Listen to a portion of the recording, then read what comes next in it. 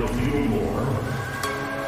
If he has time, fires one and tries to take a low. He's through. Inside the 15 of the Panthers.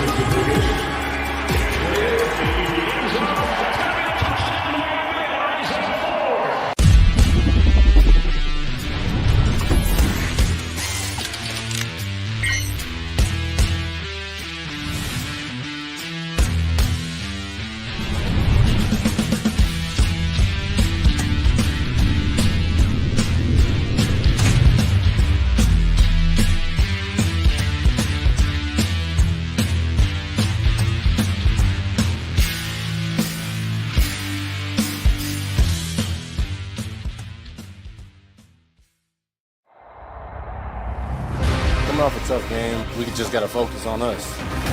I just want us to keep the mindset of wanting to get better. Just go out there and control what we can. The Miami Dolphins head north. AFC East Rivalry. The Jets present a good challenge for us. They're battle tested. They're a good team, but we're going to have to be ready for whatever they throw at us. Welcome to MetLife Stadium. Dolphins and the New York Jets. Hey, go have fun out there. Yes, sir. Hey! My main message to this whole team, let's stay poised and let's continue doing what we've been doing. Bridgewater, deep downfield, caught! The blitz, loose ball, touchdown Dolphins!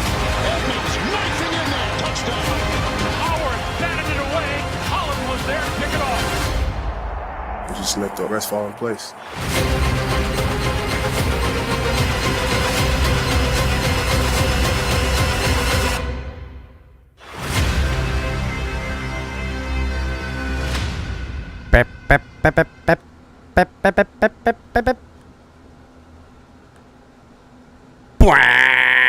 What is happening? Uh-oh. Got a little trigger happy on that one. What's happening, everybody? And welcome to the Fans Tailgate. Another episode, as you guys can see. I am your humble host, El Capitan. We got a special guest on today. Dudley Durong hanging in the back. I see you, Doug. What's going on, buddy? We'll bring him up here directly. Make sure everybody's hitting the like button. Subscribing if you're new. If you're watching on Facebook, Twitch, and Twitter, come on over here to YouTube. Subscribe here to the family. Check out all the great content we got. You know, everybody knows Talk 7 TMI Tuesdays, live around 9. Thursdays, you got color commentary. You also can catch color in the mornings with coffee and a cup of color. And sometimes he'll drop in during the weeks. And then late night Exhale with Ali on Saturdays.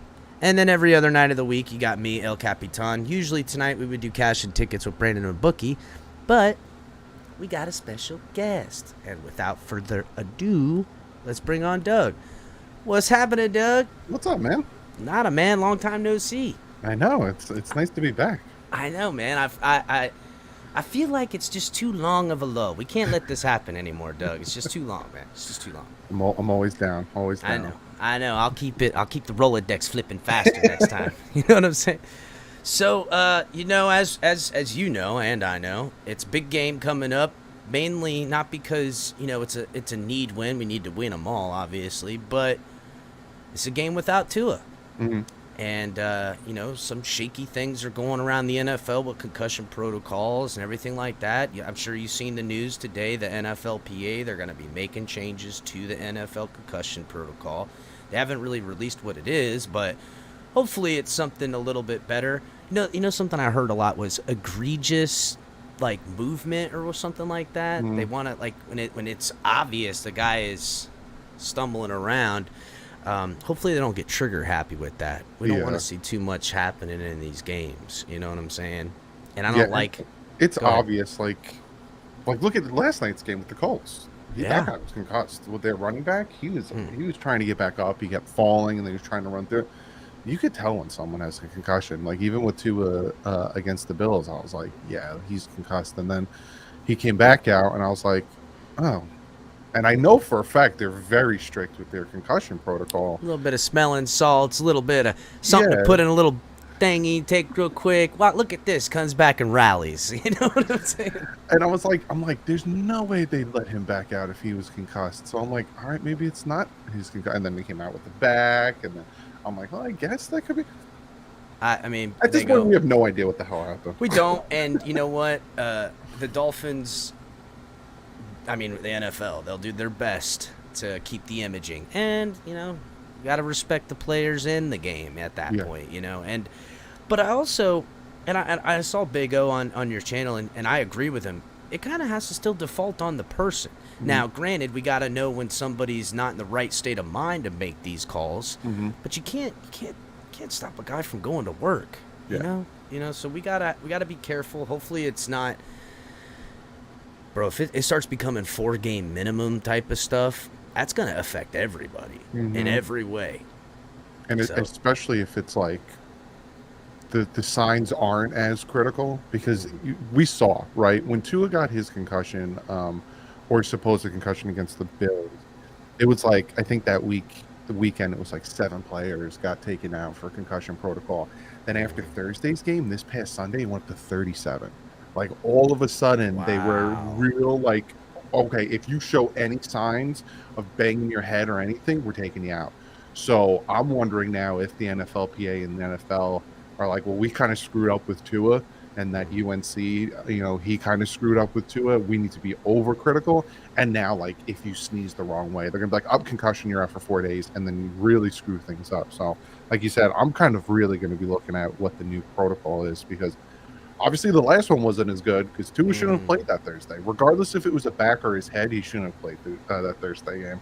Well, what they don't want to happen is no more Thursday night football. That's obviously not the right answer, but we will have to suffer through more terrible Broncos primetime games, apparently.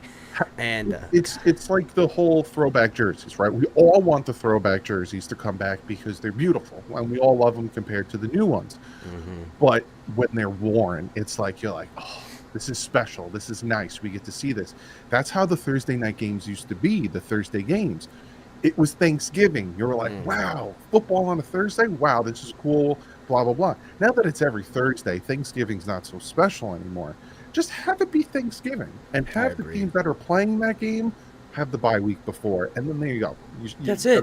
Or have Thursday night football, but only against both teams that are off of a bye, so there's no advantage. Started after week 4. Exactly. Yeah, it's I mean, geez, are they that greedy that we need it out the gate? Of course, yeah, they are. They're definitely not greedy. They're definitely not greedy. Like Jeff Bezos is like, I need Thursday night football. Oh, week 1 is Chargers Chiefs. Oh, that's bought beautiful. That next gen stats to scroll in every play and everything. Ooh, boy, I got some extra dollars on that. Yeah, it stinks, but you know, I mean, we love football. We understand it's progressively always changing for hopefully the better.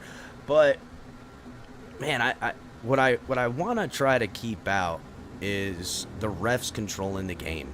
I think we all want to keep the refs out of the game as much as possible. And I think we can expect, too, an overcorrection. There's always the overcorrection. Nobody's concussed. Now everybody's concussed.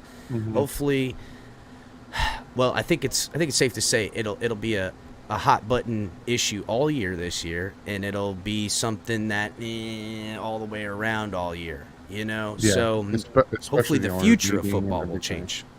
Yeah, exactly. It's a shame, but that's why it rides so big on this week, because, you know, Dolphins come off 10 days rest. Any other normal circumstance, even if, say, Teddy Bridgewater was our quarterback from the start of the year, I think we would all feel a lot differently. We would be like, hey, we can beat the Jets. It's the Jets. It's the Jets. Let's be real. What are they ranked? Like 29th against the run or something like that? Or I don't know. Their defense is terrible, bro. And their Sauce Gardner's pretty good, but I mean, what has he faced? You know, who has he faced? You know, I mean, the only Sauce I expect to see on Sunday is the Sauce running down his pants trying to catch Tyreek Hill, bro. That's it. That's it, bro. I thought you were going to say the sauce on your buffalo wings, but all right, we'll go with that. We'll go with that. Come on, don't know what time it is, bro. Yeah, this game, I feel more, because when Teddy came in, against the Bengals. I was like, all right, let's see what this guy can do. And then at the end of the game with Teddy, when he threw that interception, I was like, we need Tua back. Like, I'm like, we're kind of screwed here because Teddy is messing up. But then I watched the film and I saw things I liked from Teddy. I even noticed some things, some of the plays that he was running was made more for a left-handed quarterback. So a lot of you noticed that too, huh? You saw that. Yeah, like he would do a play action and then he'd have to do a 180, whereas Tua would do a play action and then just get ready to throw it. He had to do like a complete 180. A lot of the passes were to the left side and stuff. So I'm like, all right, you're giving Mike McDaniel 10 days to get ready for this game. He's obviously going to draw some things up. I've heard very good things about Teddy Bridgewater, not only as a player, but with his knowledge. Some people think he's going to be a coach soon. Brandon Marshall came out and said really good things about Teddy. And Teddy does really good against the spread and on the road. So I'm feeling a little bit more comfortable with Teddy. The thing I'm not feeling as comfortable with is the secondary. It's worrying me. I expect X to play.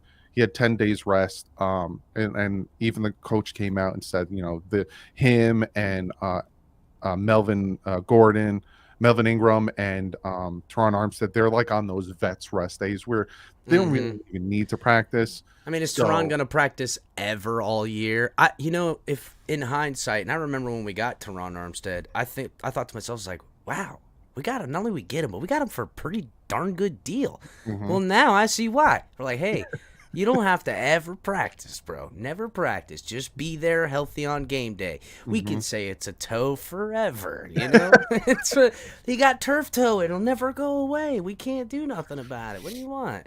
Exactly. But, as long as if X is out there, I think I'll be more comfortable than riding with Keon Crossan, Cater Kohu, and Nick Needham. Keon Crossan's still a little questionable, too. And I hope he plays. I do like Cater Kohu, though. My God. He's a top 10 corner right now in the NFL, and he's an undrafted free agent. I think he's number one still. I think he's still number one. He's ridiculous. He's freaking good, bro. What a freaking find. Yeah, Shout out to Boyer. That is just, a lot of people want to bash Josh Boyer. The coaching and the play calling. Was that Flores? Josh Boyer banged the table for them to get Cater Kohu. He stayed late watching film and kept saying to Greer, we need to pick up Cater. We need to pick, and then they picked him up. So, gotta give him the credit where it's due. That's all. And it was Nick Needham back in the day too. Like Nick Needham's playing out of position on the boundary rather than being in the slot. So when he gets to come back inside, I feel like he'll be just as effective. Imagine when we do get Byron back, and X is healthy. What a secondary.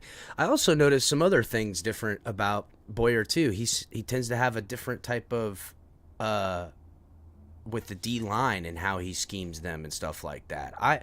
There's these different little wrinkles in his game, and I'm digging it. I'm not upset by it. I mean, forever people just ran on us at will. Yeah, at will. That's just not the case no more. They might get one here or there, but typically a lot of no gains, a lot of loss of yards, a lot of 1 or 2 yard pickups. I can live with that. I can live with it. The Dolphins' run defense is 11th ranked in the NFL. It's we used to get run all the time. We were like, we got to stop the run. You got to stop the run. Now we're like, you got to get after the quarterback. But I honestly think without Byron in there, they don't have much of an ability to press these receivers because they're afraid of getting beat over the top. So, these quarterbacks are allowed to get the ball off quick or on quick slants and outs and stuff. Because when I've watched film, Jalen Phillips gets there, but he's so close. He's right there. He's right there. And you notice too with Ingram and Phillips and whomever is out there, whether it's Van Ginkel or something, because Byron's not out there, because they're working with, I don't want to call it a skeleton crew, but because they're not working with what they want to work with, you notice they keep them in those soft zone areas a lot too. So it's a give and take. There's adjustments to be made. I wish they'd come out a little bit hotter, but I mean his in-game adjustments. Yeah. Beautiful in-game adjustments. Got to hand it to the guy. I'm very pleased. And it's a big question we had coming into the season for sure.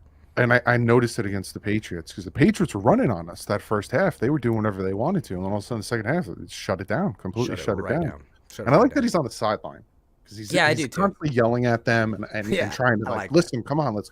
I like that. I don't like when the OCs and DCs are up in the booth. That drives me nuts.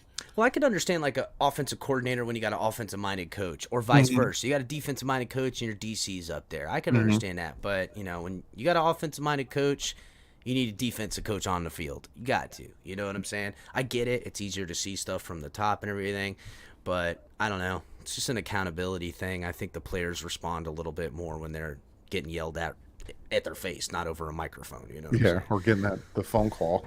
Yeah, the weird red phone. Yeah, it's so weird, dude. I always feel like that's their agent on the other line. Hey, right. Listen, you want to hit your bonus, you got to get this. I always feel like that's catching that goddamn ball. Yeah, listen, get this catch, bro, and you can get that bonus. We're gonna get it.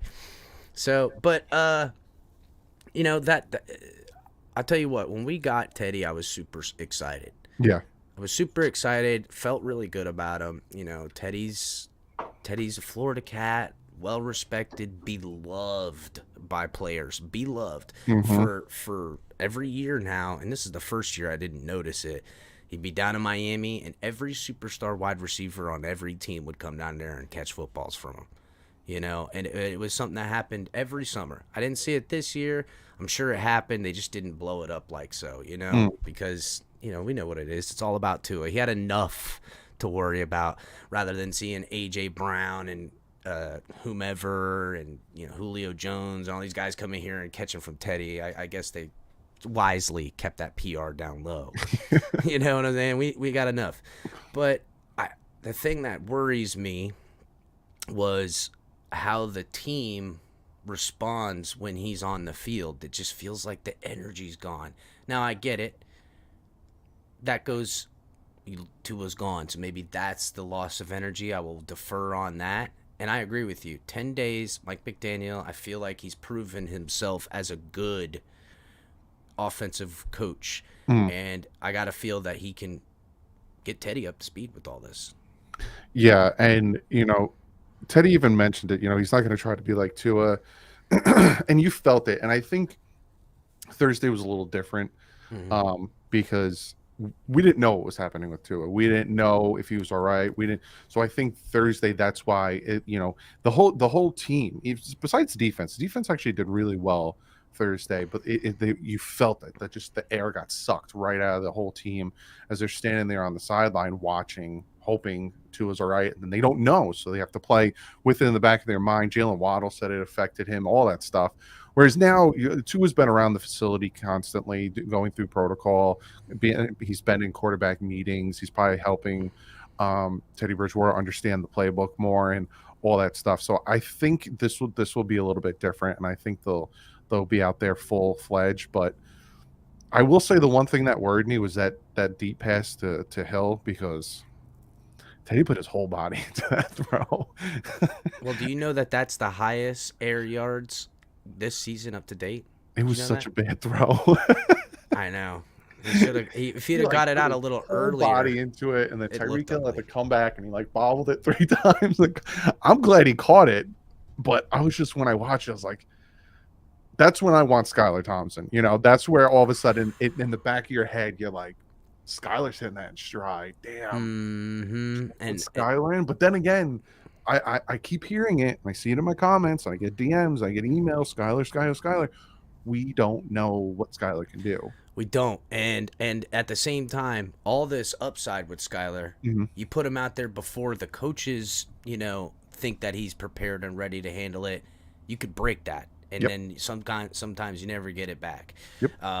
I do want to see Skylar out there, bro. I want to see him so badly, bro. I want to see if that cannon looks live in an with NFL Hill. game. I want to see Hill, get open on that post that Tua threw the interception and just watch.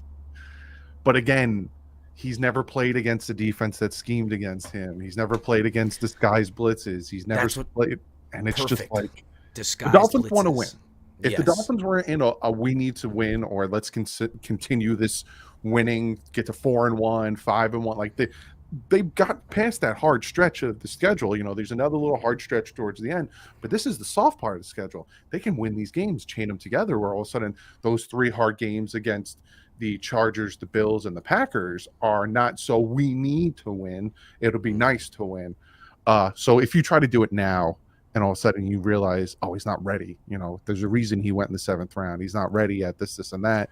Kind of shoot yourself in the foot. So I do think Teddy's on a short leash, though. I think if Teddy comes out and they start to really suck wind, I wouldn't be surprised if there's Skylar out there.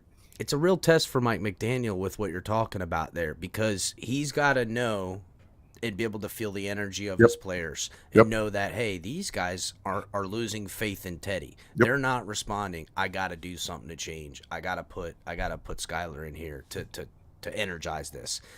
And who knows? Skylar comes out there because of that fact. Man, the kid lights it up, and then we got a whole nother thing to talk about, which I don't even want to get into, because that's the sad fact of it. Tua is balling out up to this point. He's got the best passer rating in the NFL. He's been murking it right now. It's a shame. It really is that it is the way it is that he got injured and had to go out, because there's been so much criticism, myself included. I have not held back, and not so much unfair criticism. I've been fair in my criticism. I have worried a lot, mostly about the injuries, and more along the lines of him just holding the ball too long and those resulting in injuries. He's got to have a little bit more awareness of what kind of player he is. You know what I'm saying? He's got to be aware of that. Just don't take those shots, bro. You're not a giant, big 240, 6'3" guy. I don't want my guy taking those types of hits. I really don't, because when he's in there clicking, as we all had hoped when we had drafted him, and now what we see in the offensive line, the protection, the weapons, Buddy was killing it. Buddy was killing it, bro. Killing it. Now, I think we know we're taking a step back with Teddy in this way. How far of a step back? We're going to find out. Yeah, because Tua has that anticipation. He has that accuracy where he was making those throws. Even the first quarter of the Bengals game where he threw that pass to Gesicki over that linebacker in triple cut. Like, he has just been on this season. And I was more, obviously I was sad because he was injured, but I was also sad because I was like, you were killing it. You were, if he didn't get injured, we're beating the Bengals. Like, I'm 100% sure that we're beating. Oh yeah, we're 4-0 right now if he played that game. 100%. And I was just like, oh, with his precision. 3rd and 22 against the Bills, bombs it and in stride to Waddle. I think all of the touchdowns against the Ravens were on 3rd downs. Like, he just put his big boy pants on, put his nuts in that wheelbarrow, and was like, 3rd and whatever, cool. I'm gonna sail this to Tyreek Hill. 3rd and whatever again, up, butt naked open. And he was just slinging the rock. He was like, crap, I threw 2 stupid interceptions. All right, I'm just gonna got nothing. You know what it is too, and I seen it in that Ravens game. He takes I think it was the touchdown to Craycraft, which was a freaking beauty. The whole thing, how he got out there and facilitated that touchdown. He made that touchdown happen, and you could see it was schemed to be there for that window, and he knew Craycraft was coming. It was beautifully done. When he took his helmet off on the sideline, that was a different guy I seen. I was like, oh, there it is. That's what I've been wanting to see out of that guy. The eye of the tiger. He just had that look that my will is stronger than anyone else out here, and I'm gonna take it from you. And you could feel it. He embodied that, and it felt like that's who we were having up until the injury. I can only assume that we're not going to see a different guy when he comes back, because by all accounts he's still the same dude, still feels very confident. If it was up to him, I feel like he'd be playing football this Sunday. Oh yeah, 1,000,000%. And I made a comment about that when I talked about the quarterback situation on my channel, and I said I wouldn't be surprised if he already passed concussion protocol. But they're being smart about, because that's how Tua is. Mike McDaniel even said 10:30 that night, Thursday night at 10:30, he was calling Mike McDaniel saying, "Hey, when can I play again?" And Mike McDaniel's like, "Relax, like take care of you." Like, that's just Tua. That's just the Samoan in him. He wants to play. He wants to get out there. So like I said, he could probably, like you even said, he could probably play against the Vikings. But my prediction is Sunday night against the Steelers. He's going to torch. I got a little adjustment. I know, right? He's totally gonna go at it, man. The narratives it writes too for coming up to that prime. It's a primetime game, right? Yep, Sunday night. It's prime. You're going to be wearing I'm predicting also they're going to be wearing throwbacks because it's Oh, yeah. supposedly that game is going to be like the celebration of the perfect season because it's been 50 years. Oh, bro, the boys are gonna be juiced. Boys are gonna be juiced. I wanted to go to that game too, but my wife got a new job, so I couldn't go. Now I'm like, well, I want to go to a night game so bad. That stadium. Do we was really so need cool. this job, babe? You know what I'm saying? I know you're paying most of the bills, but Can we just really figure need it out? Yeah. You Let me know, go to Miami. yeah, please. There's a couple of layered storylines coming up in this game as far as what we can potentially see as far as when I think Tua could come back. So I believe you're right. Tua won't be back for the Vikings game because they'll play it close to the chest. But I do wonder that if Teddy does falter and Skylar comes out there and he balls out, there ain't no way Tua's missing that Vikings game, bro. No. There ain't no way he's missing that I can't let the young guy come in here and start pushing the narrative to then all these other things. I mean, he's Baker break season, injury prone, all these labels that he has to deal with to overcome beyond just winning freaking football games. You know what I'm saying? There's a lot for the guy. If Skylar does get on the field this week and plays well, you will see him in that Vikings game. That's a fact. It's the Drew Bledsoe, Tom Brady all over again. Where you gotta watch out, bro. you got NFL, You gotta man, watch out. not for That's long. it. You That's want to be out in that field. So yeah, if Skylar comes out and lights it up, but then there's the double-edged sword to that because if Skylar comes out, he lights it up and he plays really good, then there is no rush to bring Tua back. And then there might not be a rush to really ever bring Tua back. Yeah, but if then all's Tua and mentally will be thinking, dang, I got to do extra. And that is not where I really need him playing in the game. That's where I see him getting injured, him trying to do too much, playing as people call hero ball or whatever have you. Exactly. I don't need him doing. I want him to play his game because when he plays his game, he's perfect. He's elite. Look at the numbers. It says elite all up and down it. Mm-hmm. But if he goes and tries to push beyond it, trying to take more than they give you, because I see him taking stuff that away from them, which I love. But he starts doing that, that's not going to be good. That's not going to be good. And yeah, I if I was Tua and they're like, no, we're going to just ride with Skylar, take a week, I'd be like, I don't think so, coach. I don't think so, dude. I'll show you at practice. I'm going to take this team back. Yeah, 100%. And it's funny because you talk about playing hero ball. He kind of did that against the Bengals because I don't think. If it again going into the Bengals game, I thought it was his back. The fact that he was cleared, I thought it was his back. And then I watched him throw that deep pass to Hill, which was underthrown, became an interception. I'm thinking to myself, your back hurts, and there's no way in 4 days your back is healed from being bent backwards like that. Why are you pushing that? Don't be that hero. You were doing just fine, consistently moving the ball down the field. Yeah, Chase Edmonds drop a stupid easy touchdown. It's not your fault. So don't play like Fitzpatrick. That's not your game. It's you're not. Smart, meticulous, cerebral.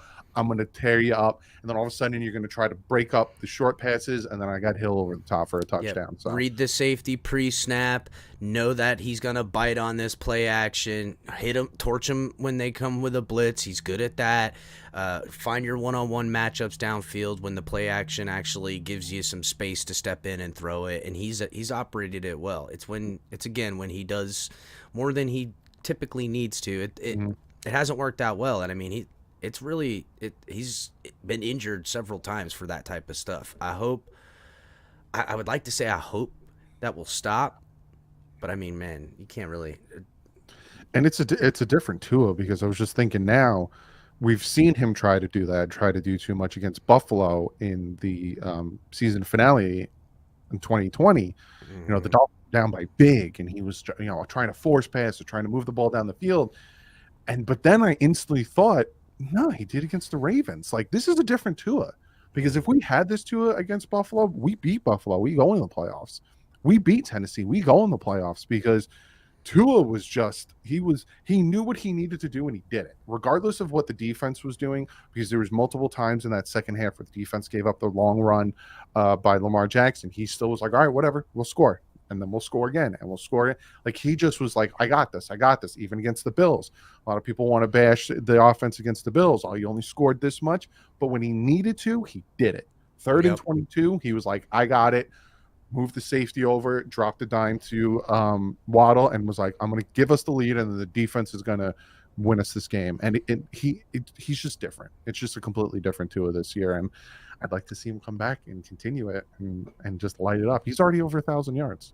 I know, right? It's ridiculous. He's even with missing some time, he should still absolutely crush his numbers, obliterate them, still remain a top 10 quarterback if we continue to see the same guy, even though he'll be out, say, 2 weeks or whatever it is.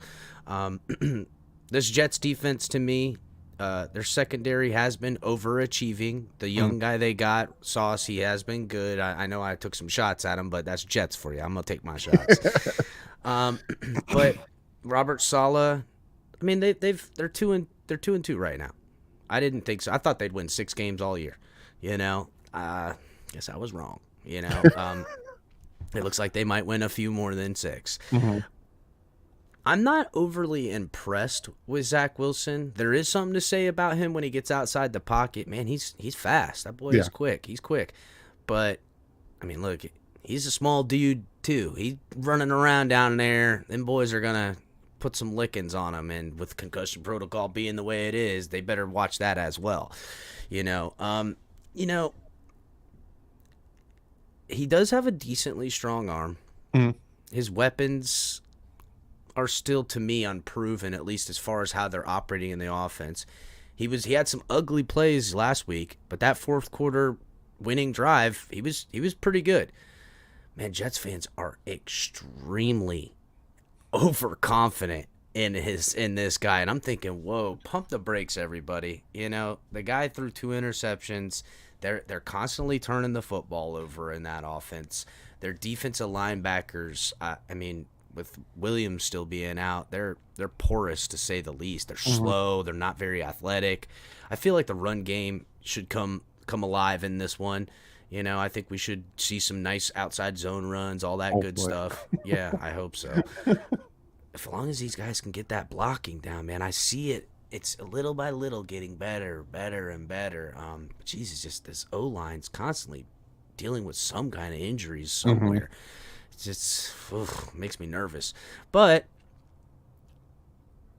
I think outside of just our worries of where Teddy can produce, we're the more talented football team. We're the better football team. We should win this football game. And we have. MetLife, we've got like timeshare in that bad boy. It's half our house at this point. We need to continue that trend.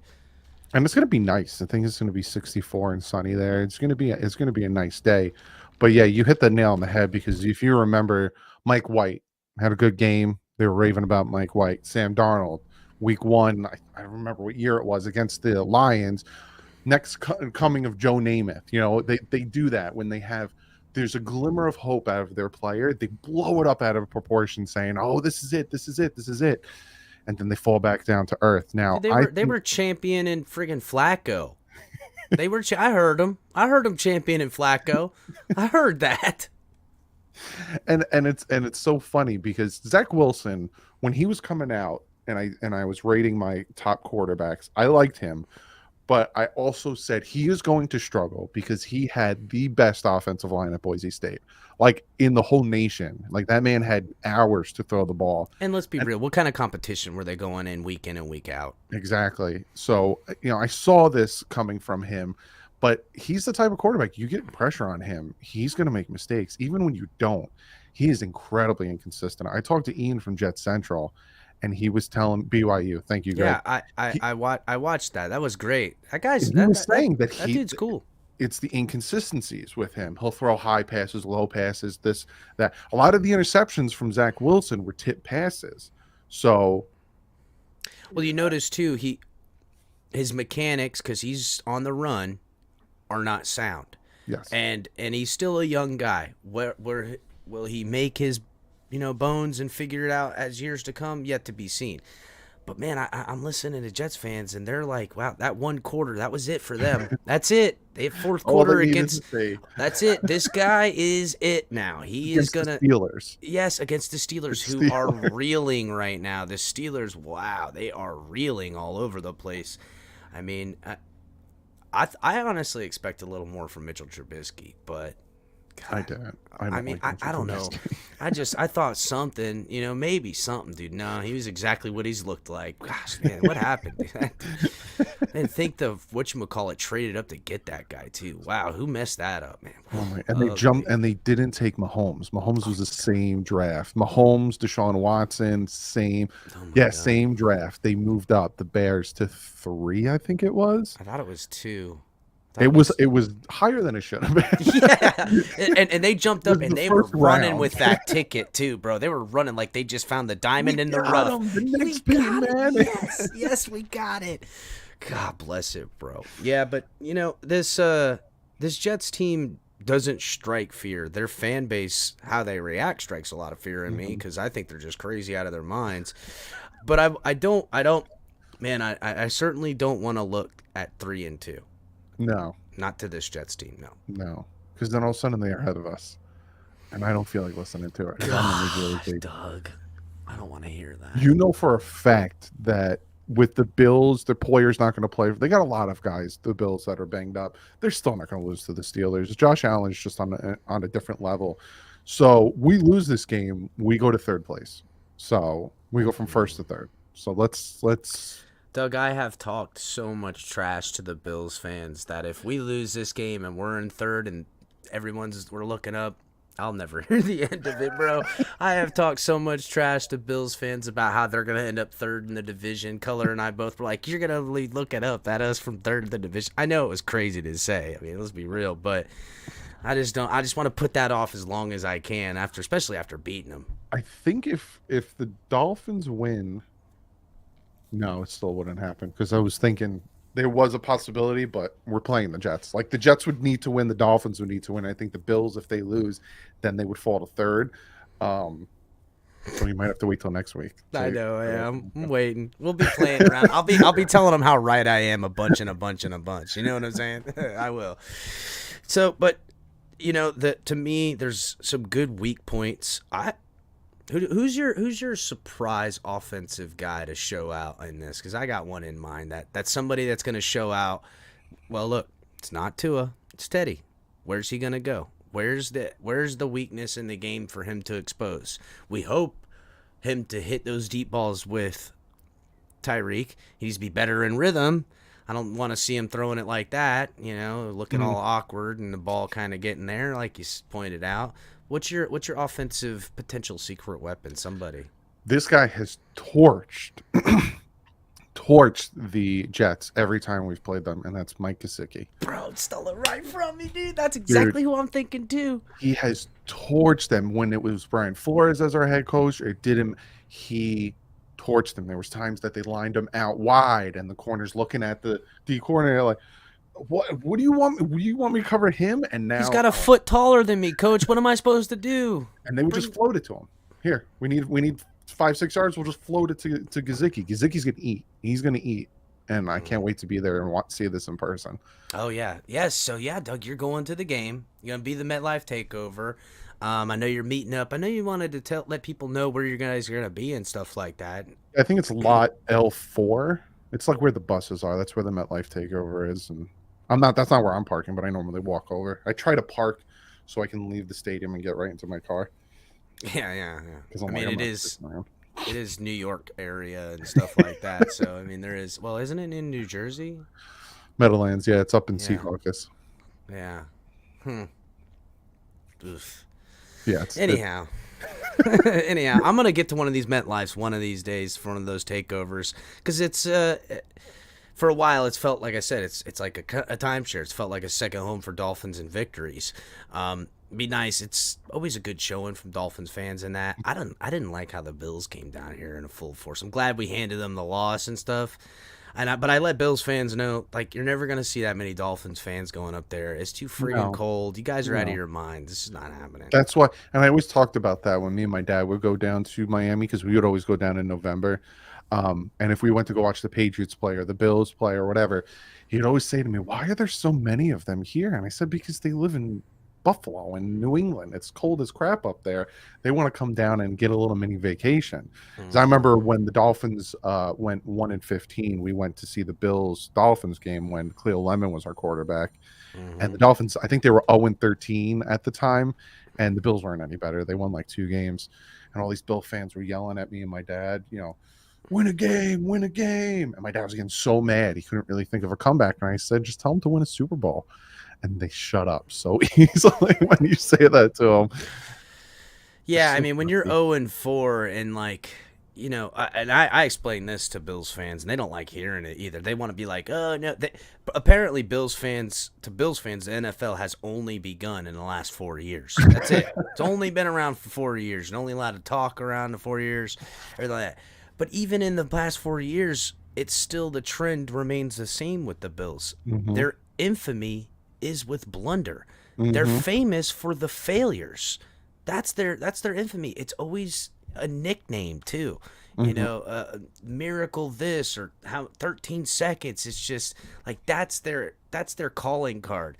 We're supposed to do it just like now. They're favored in the beginning of the year to go to the Super Bowl. I will be waiting for that inevitable moment for where they'll lose it and everyone will laugh and it'll get some tagged name and that'll be the end of it, bro. That'll be one more thing to put in their trophy case because that's all they can put in there. And what's so funny about it is it's not like, 4 Super Bowls. They won like 91, 94, 90. It was 4 in a row. Like, how can you not win one when statistically you go 4 in a row? Like, come on. Like, you're just snake bitten. And I don't know if they'll ever win a Super Bowl, to be honest with you, because, like you said, 13 seconds. All you have to do is 13 seconds. Play smart, play tight. No, just couldn't do it. Nope, got deuced on. I mean, that's it. It's ridiculous. They got deuced. It's wide right. I'm seeing in the comments right now. Exactly. They always have some quoted name for their failure. And I think, and that's something I was saying in the Buffalo, it's supposed to be about the Jets. Sorry, everybody. But that's what I said about Buffalo. Like, you guys have these things. That's your calling card. And I think that's how we've actually let them kind of squeak by us because we kind of took our eye off of keeping them where they're supposed to be because we felt bad. And then here they are, still hadn't won nothing. Most arrogant, cocky people you've ever seen, bro. I mean, jeez, dude. And I'm a cocky guy. Let's be real. That's how I get down. But I ain't never seen somebody so arrogant and cocky with nothing to show for anything. I mean, it's just insanity. And the plane coming down where they're like they're going to their second home. It was just hilarious. And the way we won, I don't care. They came out and they said it was the sun, it was too hot, and we were injured, and I've never seen that many man-childs in my entire life. A lot of crying going on, as expected. They'll make excuses and stuff like that. And then I'm hearing the same thing that, I don't want to hear from the Dolphins if they lose to the Jets. Oh, injuries. We're not gonna hear that. You'll hear us attacking why we lost. That's what like we lost because of this. This is not good. We need to fix these things. We don't make excuses. That's a Buffalo thing. We'll let them keep that. They can have that stuff. Yeah. Back to the Jets. This game is. I don't want to say it's a game in hand. It's probably. I'm more nervous about this victory coming to us than even against Buffalo. I was so certain we were going to take it to Buffalo. This I'm a little bit more nervous about because of just, the team's energy, stuff like that. Now, when you break into the analytics and you look at the matchups, I have really nothing to be worried about, to be honest. On paper, we should handle this. But there is some worries about, defense, corners, stuff like that. I don't know. We still have Javon Holland creeping around back there. I expect things out of I wish we can get some more organic pressure, to be honest with you. That's what would be nice. And this is a team that gives them up too. This is a team that's O-line has been struggling. They still have what's his name out this week. We should be able to get some sacks, some turnovers. They've been giving that up on this team. That's what they need to do. Like that's my biggest point of getting the W is forcing the turnovers because we kind of been lacking there. That was one of our MOs the past 2 seasons is forcing the turnovers, getting after the quarterback. We had 1 sack against the Bengals. I think we had like 1 or 2 against Buffalo. We're not as productive in that area as I would like to be. So get back in that pressure, especially. How many tackles do they have on IR? I think it was like 2 in a row and a third one, and they might not have Dwayne Brown now, and it's like one after another they go down. So got to take advantage of this, and I wouldn't be surprised if the Eric Rowe is out there probably playing a little corner. You have Brandon Jones, Javon Holland. You get Eric Rowe out there to match up because he needs to cover the tight ends. He is our best tight end cover. That's their number one target. That's their number one wide receiver is their tight end. And they need to take Brandon Jones off of him because he's not a good coverage guy. Brandon Jones, for as much as we love him and everything like that, and it was apparent, especially in that Cincy game, also in the Buffalo game, they're reading him down in the box. They're throwing at the blitz, and we're getting torched in those situations. And then when he's back out in coverage, they're looking for him. And I love Brandon Jones. I don't want to say he's a liability yet because of the things he does for us, but we got to get some things figured out with that. And this is why we didn't trade Eric Rowe, people. Everyone was calling to trade Eric. I'm like, have we forgotten how great Eric Rowe was the year before last?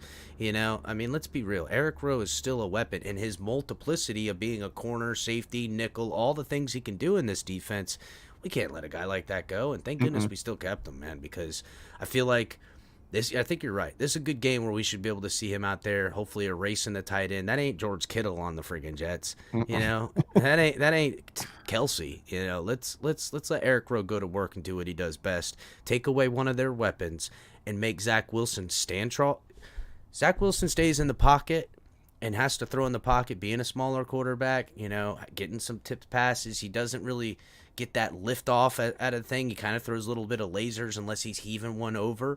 I don't want to see him scrambling around outside trying to make some runs because he is good on the move. I will hand the guy the special things that he does, but we should win this football game, man. We really should.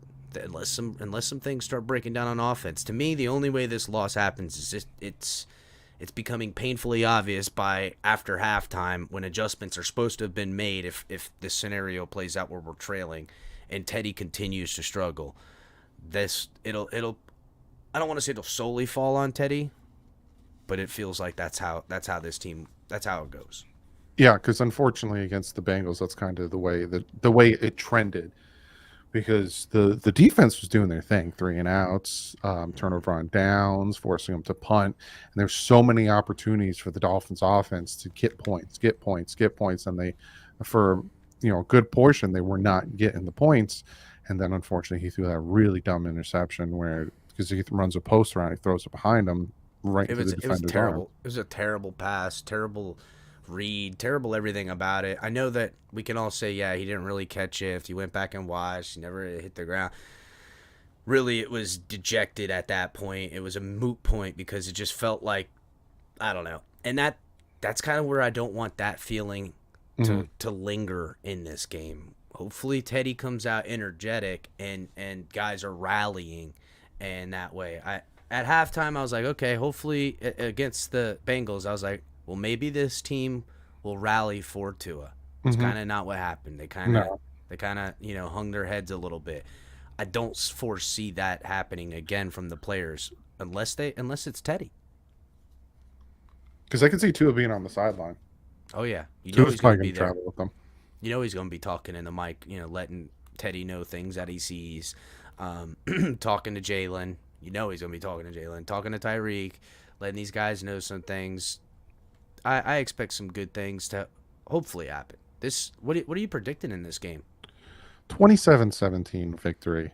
I want a comfortable, like last year when I went to the MetLife Takeover, it was a comfortable win where I got to just sit Enjoy back, it. watch them win, and then at some points I was getting a little nervous because I think they started getting close at some points and then they missed a field goal. Fun fact though, when he missed the field goal, it's because I screamed, "Your mom goes to college." So I'm gonna do it again this year. Nice. Let's see if it works. But it was nice. It was fun. And I will say this too: the Jet fans were super respectful, at least the ones that were around me. When they realized, oh, this game's over, they shook my hand. I said, they didn't know who I was. It's not like They were just being respectful amongst people. Yeah. And I shook their hand. I was like, good game. And they're like, yeah, good game. Like, and then, so that's why I'm going back again. Because the last time before that, I did not have a good experience. So that's why I stopped going. But now, they're a little bit more respectful. And if I bump into any, I'm also 6'5", so no one really wants to start a fight. Yeah, with me you're a anymore. big dude, bro. People aren't looking to get into a tangle with you. They're like, I don't know, this guy's a big guy. You know what I'm saying? There's only so much beer. Me? They're like, no, the guy behind you. The guy around, please move. Move Move. over. That guy. Yeah, you, buddy. Yeah. Yeah, Jets fans have never, in the pantheon of Jets, Patriots, and Bills fans button heads, it was always the Bills fans, bro. When I grew up going to, 7, 8 years old and stuff like that, my dad and uncles are fighting Bills fans all the way up until the fights that just happened, myself included, and Jets fans have always been pretty cool. I've had some good tailgating with some Jets fans. I've had some okay tailgating with Patriots fans. They all seem like fair weather fans, honestly. They don't really know. Yeah, I like the Patriots. They never played football, don't really watch. They just like, they're bandwagoners, you know what I'm saying? But Jets fans have always been pretty decent. They're kind of, yeah, we know, we suck, but I like to support my team, and it's kind of their deal. Yeah, and I live up here, so like I bump into a bunch of my friends are Jet fans. So yeah, they are. When they went to back-to-back AFC championship games, they were a little annoying. They're feeling themselves. Yeah, they thought they were the Bill fans, because the Bills now think that they are. They think they're the bee's knees. Yeah, they think they think they're the Patriots now. Man, I want to take them down a peg again. I hope we sweep the Bills. Oh, God, it would be so good. I will split with the Patriots to sweep the Bills. I'd take a loss to the Jets and the Patriots to split if it meant we win the AFC East. Sweep the Bills. Sweep the Bills. Yeah. Like we just sit if we can clinch the AFC and then that week 18 against the Jets, we just are starters and we'll lose that game. I don't care. Yeah. The sweetness of that, I can't deny it. That's my faves right there. Oh my God. God. It's because of their fans, bro. They're insufferable, and not all of them. I want to be clear. It's not all of them. No. It's just it seems like all of them, doesn't it? Every fan base has. We have the group. I can name a few, but I'm not going to put them on the spot. We have the group that you can put me on the spot. I am insufferable as a fan. You're right. I mean, listen. I try telling people this all the time. I said, listen, this team ever gets really rolling, and we're oh my God, we're putting years together of playoffs and a Super Bowl. Like this fan base united as that. I don't think the world's ready for Dolphins, YouTube, Twitter, online, a whole lot of it. They're not ready. And you know what? Yeah, we'll probably be way worse than the Bills. Way worse than them. Be the most irritating fan base of all time, dude. Well, at least we don't physically hurt ourselves in celebration by putting ourselves. Did you see that guy that tried to jump on the thing and it wasn't even a table. It was plywood on 2x4s, and he just undershot it and was done. I love how the whole crowd just kind of looks. No one runs over to help buddy or nothing. They come over, they move the stuff. Let's set it up for the next guy. You know what I'm saying? Drag his body out of the way. Boo! Get this guy out of here. Set it up for the next dude. You know what I'm saying? It was ridiculous, man. And he landed near it, and it collapsed. Oh man! I didn't expect what's gonna happen, bro. It was brutal. That was brutal. That's concrete, buddy. What were you thinking? You could have done this over some grass somewhere, jump out of a tree, or what was he? Mattress under it or something. Anything. I mean, you could have. This was not thought through, but I expect nothing less. To be honest with you, we're talking about 13 seconds here. That was how long it took for that guy to freaking go to the hospital. And now he has CTE. Yes. Yeah, they're looking at him to study for the concussion protocols. They're trying to get up-to-date data right now. Okay, this is equating to concrete face after 9 feet. We really got to friggin' this guy can't play. This guy can't play. He took a Bills injury right now. We got to take this guy out. Yeah, man, it's how excited are you to go to this game, man? I know you don't get to catch them unless they're coming around to you usually. I mean, you must be just stoked, bro. You're Yeah. gonna be at Slattery's, right? You're gonna be doing that whole No, thing? I got stuff I got to take care of the night before. I'm leaving the wife and the baby alone, so it's like, let me make sure everything's situated. But yeah, I'm excited. Like I said, we always go down every November because that's the time. I'm a northerner, New Jersey guy. I love the cold. I'm Polish, Irish, and Romanian. I'm a cold weather man, so I pick November to go down because it's not that hot in November. If you go down in September, I would die. I went in October once, and I thought I was going to die. I was like, this is too hot. I can't do this. So I go down November when it's like mid 80s. I'm like, this is all right. And you always got to sit on the home side. See Buffalo Bills. They complained about it, but you got to be smart. They should have sat on the home side. Yeah, I mean we don't sell tickets to the visiting team on the home side. We just make wait, what fan are you? No, I don't. Well, yeah, here you go. One time, me and my dad went down. It was the game where Jay Jahi just went off on the Buffalo Bills, and we got tickets in the parking lot, and we got in our seats, and this group came over, and they were like, "Oh, you're in our seats," and we're like, "Oh, we bought tickets," and this old lady was like, "These are my son's season tickets," and we were like, "Shit."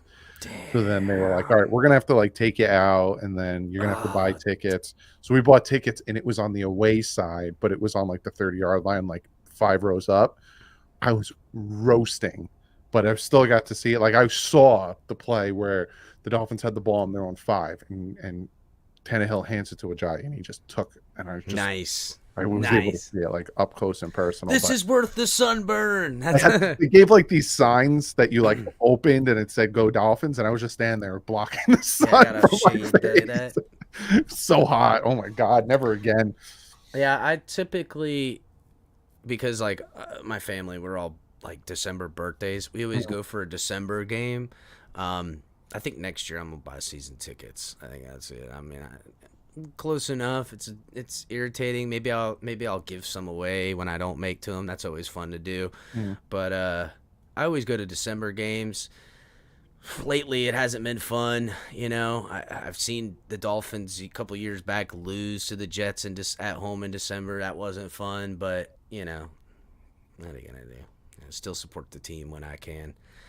Still support the team, yeah, whatever. I'll be there. We try to keep it clean. I got my dad and uncles. Like, we're all December birthdays. So it's a bunch of short guys. They all got big old beer bellies and stuff like that. You can hear us about a freaking mile away. So we get pretty crunk when we do go. So we haven't had any issues. Everybody gets to go home, but there's been touch and go there a couple times. Like, will you do this again? I'm like, all right, we'll be all right. I go down with my dad and his friends, so I'm always the sober guy.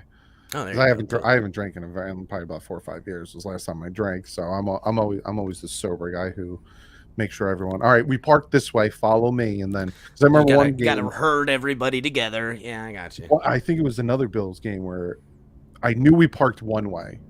And my dad and my friend followed me. I said, we parked over here, follow me. And my dad's friends, they were all shit-faced, didn't listen to me. So they went the other way. They had to go around the complete stadium to get to where we parked, whereas we only had to go this way. And as soon as we got to the car, the sky opened up on us. Nice. And you knew for a fact they still had a long way. They finally walked up to us, sobered up, and just soaked. I was like, can we go home? Should have listened to me. Yeah, there's the tactic is you just wait, you just party until you get to the end, and then you can. Oh, there's our car. You know what I'm saying? There's our car over there. There's a tactic. I can see it. Yeah. I know it's orange something. Yeah, man. It's this Jets game with Teddy. I'm feeling better about it. Seeing a little bit of practice footage coming out, hearing the stuff. I'm feeling better. I hope Teddy is the guy we signed and not the guy we've seen.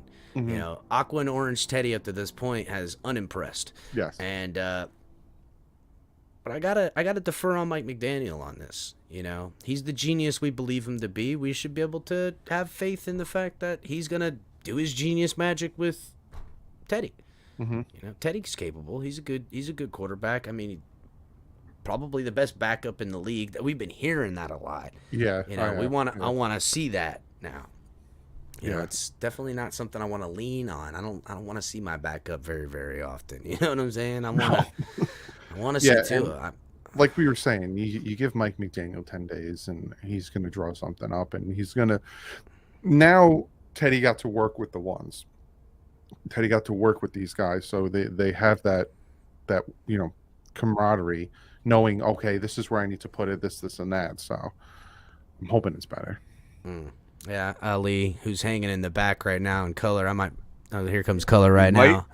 Yeah, you might. I was gonna say I might bring him up just now. Matter of fact. What's up, Dougie? How you doing, man? What's up, brother? God, man, I love having you around, bro. It's always good to see you, man. I did just realize that I've been negligent, and for some reason, I'm not subscribed to your channel. I don't know why. Whoa! Oh my God, Doug! Do you hear this guy? I mean, I'm an honest guy. I overlooked it somehow. I don't know. You know. Goodness gracious! I was wondering why you weren't flooding my feed. You know. As long as you watch, I don't care. No, I love you, bro. You do such a great job with such measured thoughts, man. I think that's why you grow so fast, because you just think before you speak, and I think a lot of people are thirsty for that kind of talk. So we appreciate you. Thank God somebody in this fan base is doing it, because you're keeping us really in line around here. Be like, hey man, Doug's. But since this is your second appearance, I can't ask you the logo question unless you've changed your mind recently and like a different logo. So I'm gonna go with. I had the question. Now I can't remember what it frick was, man. So you've watched a lot of football on TV. I know you're not in state, right? So you obviously don't go to every game or whatnot, but so you get a chance to really watch it a lot, mostly on TV. I want to know if you actually noticed a difference coming through the TV in the crowd noise for Buffalo. Good question. Year over year, game over game, that kind of thing. This year was definitely louder. Was it like one of those games where you're kind of like, we almost can't hear the commentators talk? It was once we started, when the countdown happened from 9 and then we won, it was like New Year's. Like you can tell as the game went on and the score was closer and closer, and the Dolphins took the lead. It got louder and louder, and like you could feel that it was different. Yeah, I mean, to me, it was a little slower than what I like, as far as, because I was actually predicting that, it would, for those that are not old enough to have ever gone to a game back in the Marino days, like a regular Sunday with nothing on the line would be like that. Yeah, against like the Seahawks. You know what I mean? And when I was there, it was kind of subdued because obviously, both teams were struggling to move the ball. It was hot, blah, blah, blah. There wasn't a lot of action, but where it counted, third downs, stuff like that, it felt like the old days. Like, man, people know when to yell. You know what I mean? Exactly. Yeah. That's good. I just wanted to see if you kind of were able to gather that through watching through the TV. Sometimes you can tell those things. I feel like the energy with the fans and the team are really, I don't know, it's on the rise, to say the least. Mm-hmm. We really take care of business. Tua, gets back out there, and which we want, I think, more than anything, because I feel like it's weird to think, how much energy that guy brings to the team in this way, but we start getting ourselves on some primetime games. I'll be looking for it in that Steelers game in particular. Night ain't gonna be hot. People gonna have the energy. They're gonna be turned up, tailgating all day long too. Old Florida tailgating. Everybody gonna be half shot and tied one off. They're gonna be going, man. It's gonna be good. Yeah, ooh. And as far as what Capitan just alluded to, is with Tua. I mean, how I felt. I'm sure you've heard how my takes on Tua over the offseason and last few months. But, I think there really is something to be said for, we're seeing this certain thing. The really staunch Tua lovers are saying, hey, he's doing these things. Mm-hmm. Except now we look at the sample size is small, sure. But we look at, the first 3 games, 4 games even. I mean, you can add in the first couple quarters. He was still playing pretty damn good. In that and what I'm Cincinnati noticing is like, yeah, he was. The stats actually back up giving the credit to Tua. And that includes the Patriots game where we only scored 13 points. I mean, I think it's really an understatement to Belichick. It's understated as how Belichick has his defense. If Belichick's going to have anything right when on Belichick's a bad got team, it's going to be the defense. all season to scheme up to how to stop you. Yeah. You know what I'm You know, saying? I mean, that sometimes. And if you look at like the efficiencies, the average air yards, things like that. Sure, completion percentage is riding around the same area. He gets credit for that. But now you're starting to see, okay, he's having that accuracy with a 9+ yard air yard average and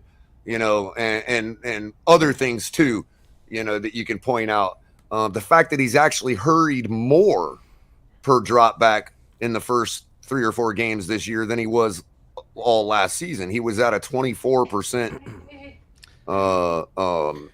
hurry rate, which is, roughly, 20%, which is roughly 1 out of every 5 dropbacks he was being pressured. So my biggest question was always, well, when you've got 4 out of 5 dropbacks with no pressure, what is it that we're not doing or doing with the ball that we could only amass 20 points per game, which is a reality. That's where we were at, I think it's and separation now you look by these at weapons.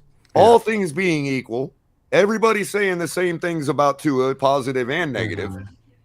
And in the case of the Patriots game, you almost see a similar performance to what we've been seeing over the last couple years.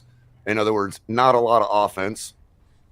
But yet, you look at other things like, okay, now that's coupled with his pressure rate has increased to about 1 out of every 4 dropbacks he's being pressured. So he's doing more while being pressured more. Yeah. In reality. So he's elevated you check his that game. box, you know what I mean? As far as, okay, that's a real correlation between what we see on the football field. And you could even say, okay, well, 13 points against the Patriots.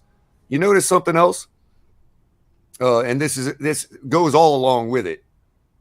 The teams that we beat, over the years, we've made 3-0 runs, and everybody, even last year, we made a 8-0 run, right? And everybody, oh, look at the teams you beat. Well, we just beat 3 of the top teams in the AFC, and people can crap on the Patriots all they want, but they are a playoff team from last year. Yeah. And you look at those things, and you also look at the fact, you notice how it wasn't we all predicted, for those of us that thought the heat was going to be a factor against Buffalo, I myself mainly would have thought their defense collapsed before ours, and it technically could have. You could say that because we scored, more points with a lot less time. But in reality, it was their offense that ended up sputtering, and which to me is a direct reason why they could only amass a field goal on that last drive and couldn't get themselves out of bounds to stop the clock.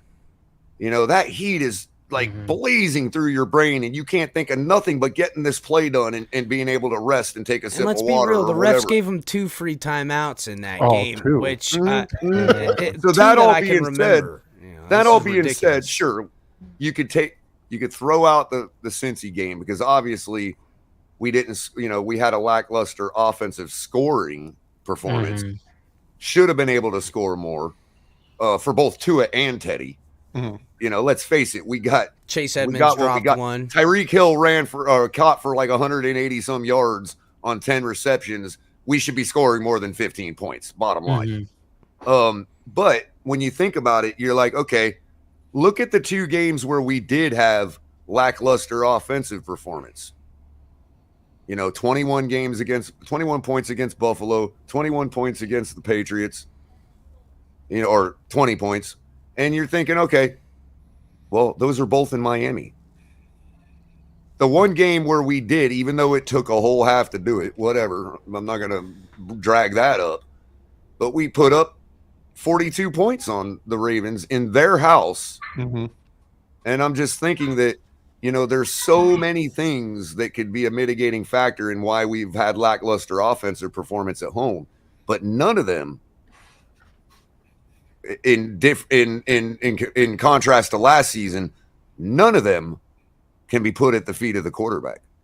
And And I think that's quite encouraging. So when Cap talks about, there's a different field, and a lot of it has to do with Tua, but he's also, to me, he's delivering. Yeah. And so even against Buffalo, I felt finally like I did back in the day where it was like, you know what, we're going to win this game. And I feel that way about the Jets. I really think the floodgates are going to open up this week, finally, because myself, Ali, we're of the belief that the quarterback is sort of, not to use a negative word, but is sort of irrelevant in this offense with Mike McDaniel and whatever else, Just to clarify what he means by that is the quarterback still needs to be able to perform and deliver the ball accurately, but we don't need him to be, like the best quarterback in the league. You know what I mean? There's a certain level of offense with competence we're talking efficiency about. creates the best Right. quarterback in the There's league. a certain a threshold of competence that has to be met. Yeah, but beyond that competence threshold, the quarterback's irrelevant. You guys see this from Gary Godshaw? He says rumor heating up, McCaffrey to Buffalo. That's actually what my question to Doug was going to be. Ed McCaffrey? Is he coming out of retirement? There's rumors that we have looked at bringing in another running back to the Dolphins. And there's been rumors, supposedly we were interested in maybe bringing someone from Cleveland down to Miami, or other running backs that are on, free agent or whatnot. Do you see us bringing in another running back before week 6? Is that a possibility? I personally, I want to see more from our running backs. I want to see more running the ball. I mean, I don't think we've rushed over 100 yards all season, have we? I don't think we have. No, in the first 4 games. So that's what kind of is concerning to me. Some people are putting it on the offensive line. I think the running backs in some cases can maybe hit the hole better. What is your thought process on that? Definitely the offensive line. I noticed that a lot of these lanes aren't there.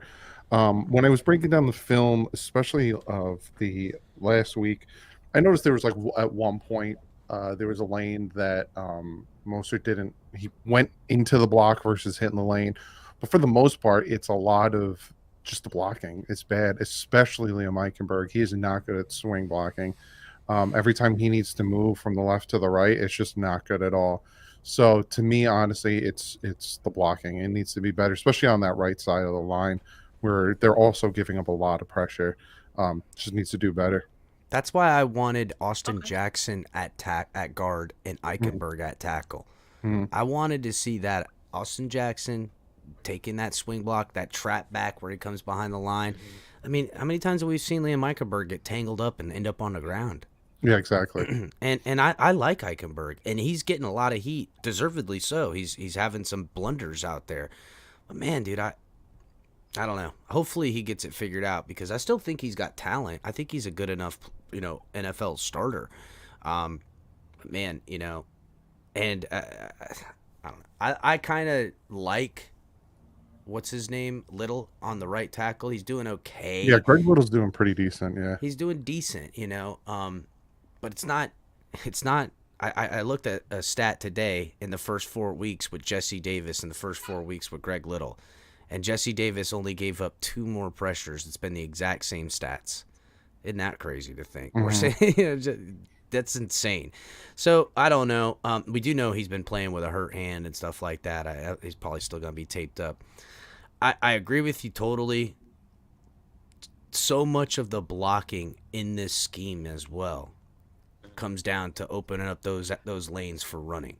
And I don't know, Ali, for your question about bringing in another running back. Well, I just wanted his thoughts. I'm open to the belief that it could be the offensive line. I mean, you move Connor Williams over to left guard where everybody wants him to be, and you put Dieter back in. I mean, I would be okay with them trying that out.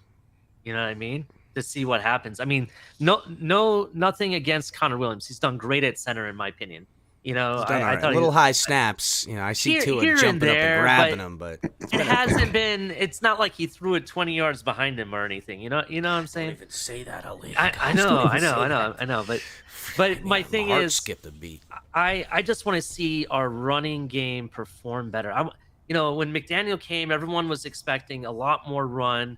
We were going to run it and then throw it. You know what I mean? And I just it hasn't been to my standards yet. I'm not happy with it. I don't know if it's the running game I don't know if it's the running backs or the offensive line or both.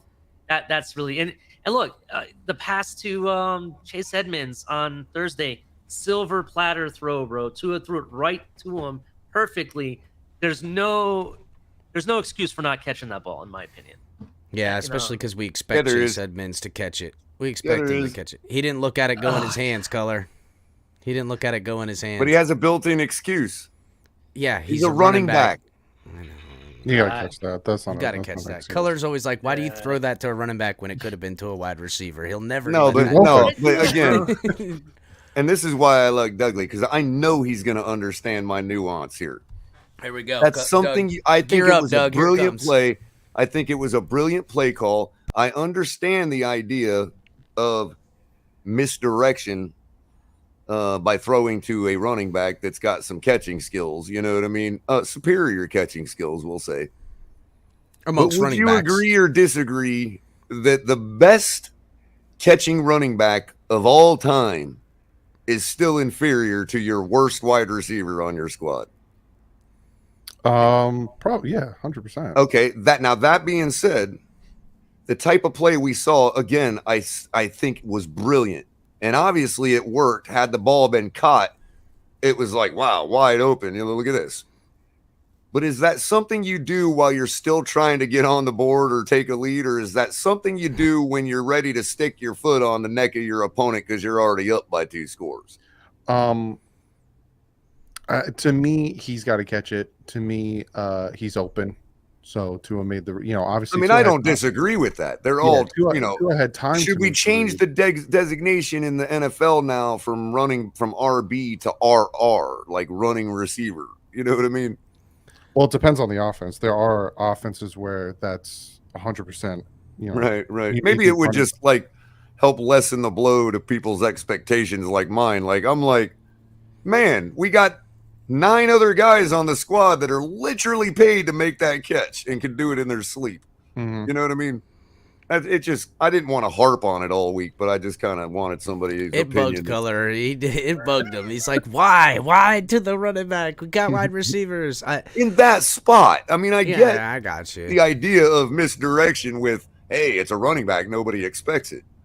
But I don't know. I mean, listen, it could have been a different game if that was a touchdown. And as far as Tua wanting to push the ball to get points, who knows? We can always decide on that. That's all conjecture at this point. But as far as the Jets, I'm hoping that this is, to Ali's point, where we do see a little bit more of this running game that, I feel like that's Teddy. It would help Teddy. You know what I'm saying? It's not like he's been playing. This is his 5th week playing. You know what I'm saying?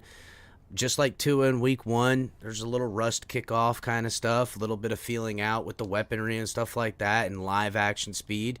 I guess, Teddy did okay in that second half. The bad interception was bad. It was really bad. It was ugly, and I don't want to see a lot of that. Can we at least say, okay, I'll concede to you it was his fault, but we don't have to say it was bad?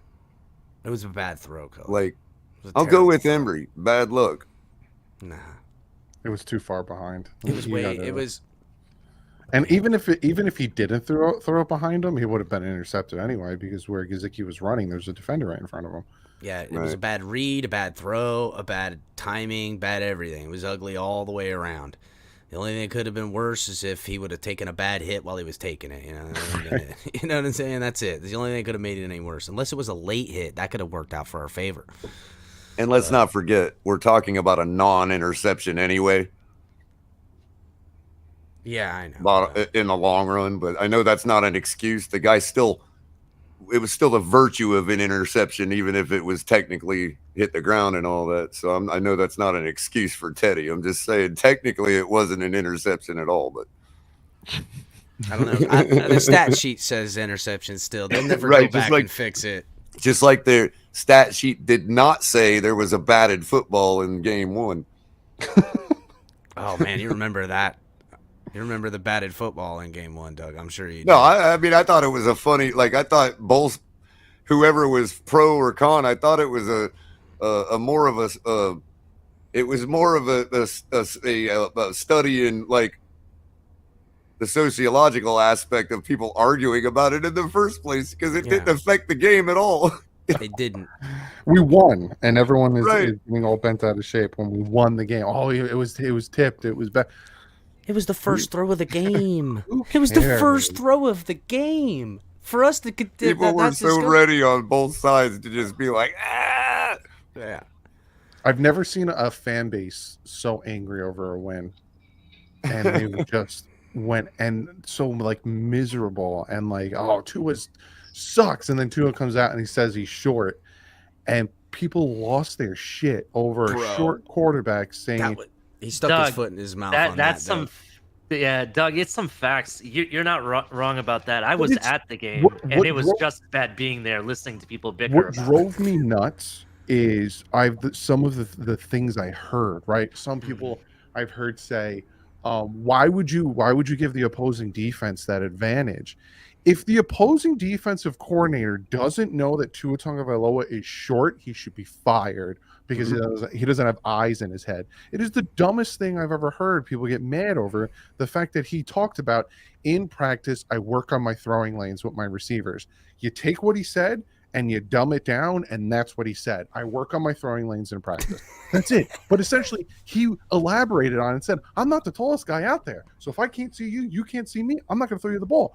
No shit, Sherlock. Like, why were people so upset about that? I do not understand it. And then Drew Brees came out and said the same exact thing like 4 or 5 years ago. He was with Doug Flutie, and he said the same thing. Doug Flutie's like, we're never going to grow. You got to learn how to work with it.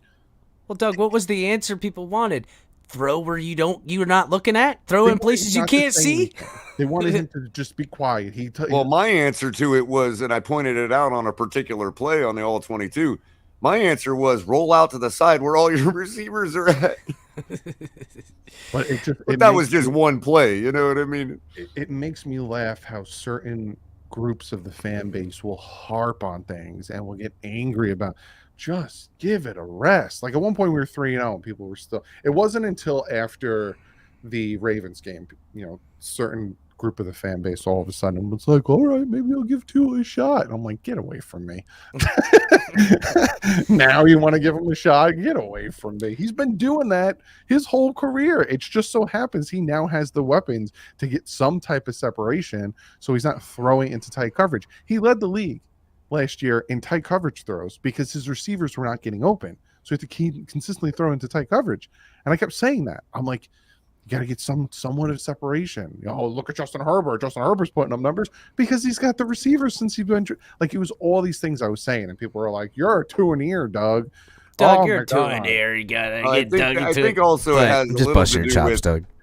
A little bit has to do with the expectations of what those weapons we brought in would do. So it's like, everybody was quick to say, oh, same old.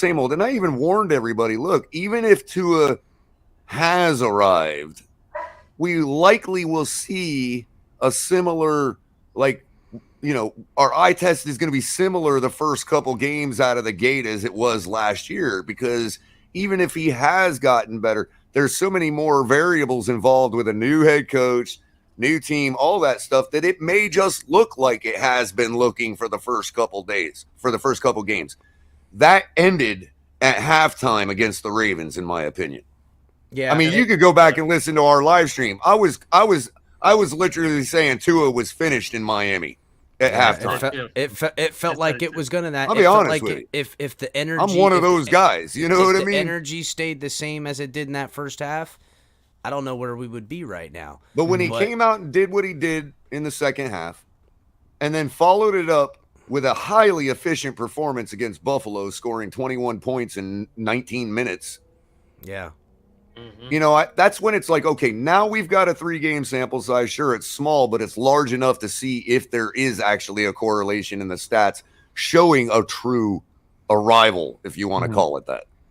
You know what I mean? And there is a correlation. So, I have to be, as a respectful person and a fan, I have to be honest with that. And obviously, that gets turned around on it as, the apology tour. Like I have to write some kind of letter or something. You know what I mean? You're never allowed to have new information and change. Right. Well, the fact of it is, if you look at last year, he literally sits at 27th ranked. And now after week 3, obviously that's changed now, but at week 3, when I was making these statements, he was literally number 1 and, 1 and 2 in every, if you're sorting out for different, individual stats. And I'm like, so we've got the number 1 quarterback. He missed almost 3/4 of last week. He still got the right. best in a lot of So categories. at that point, it's ridiculous. That's at how that far point we had out the number he's 1 put quarterback.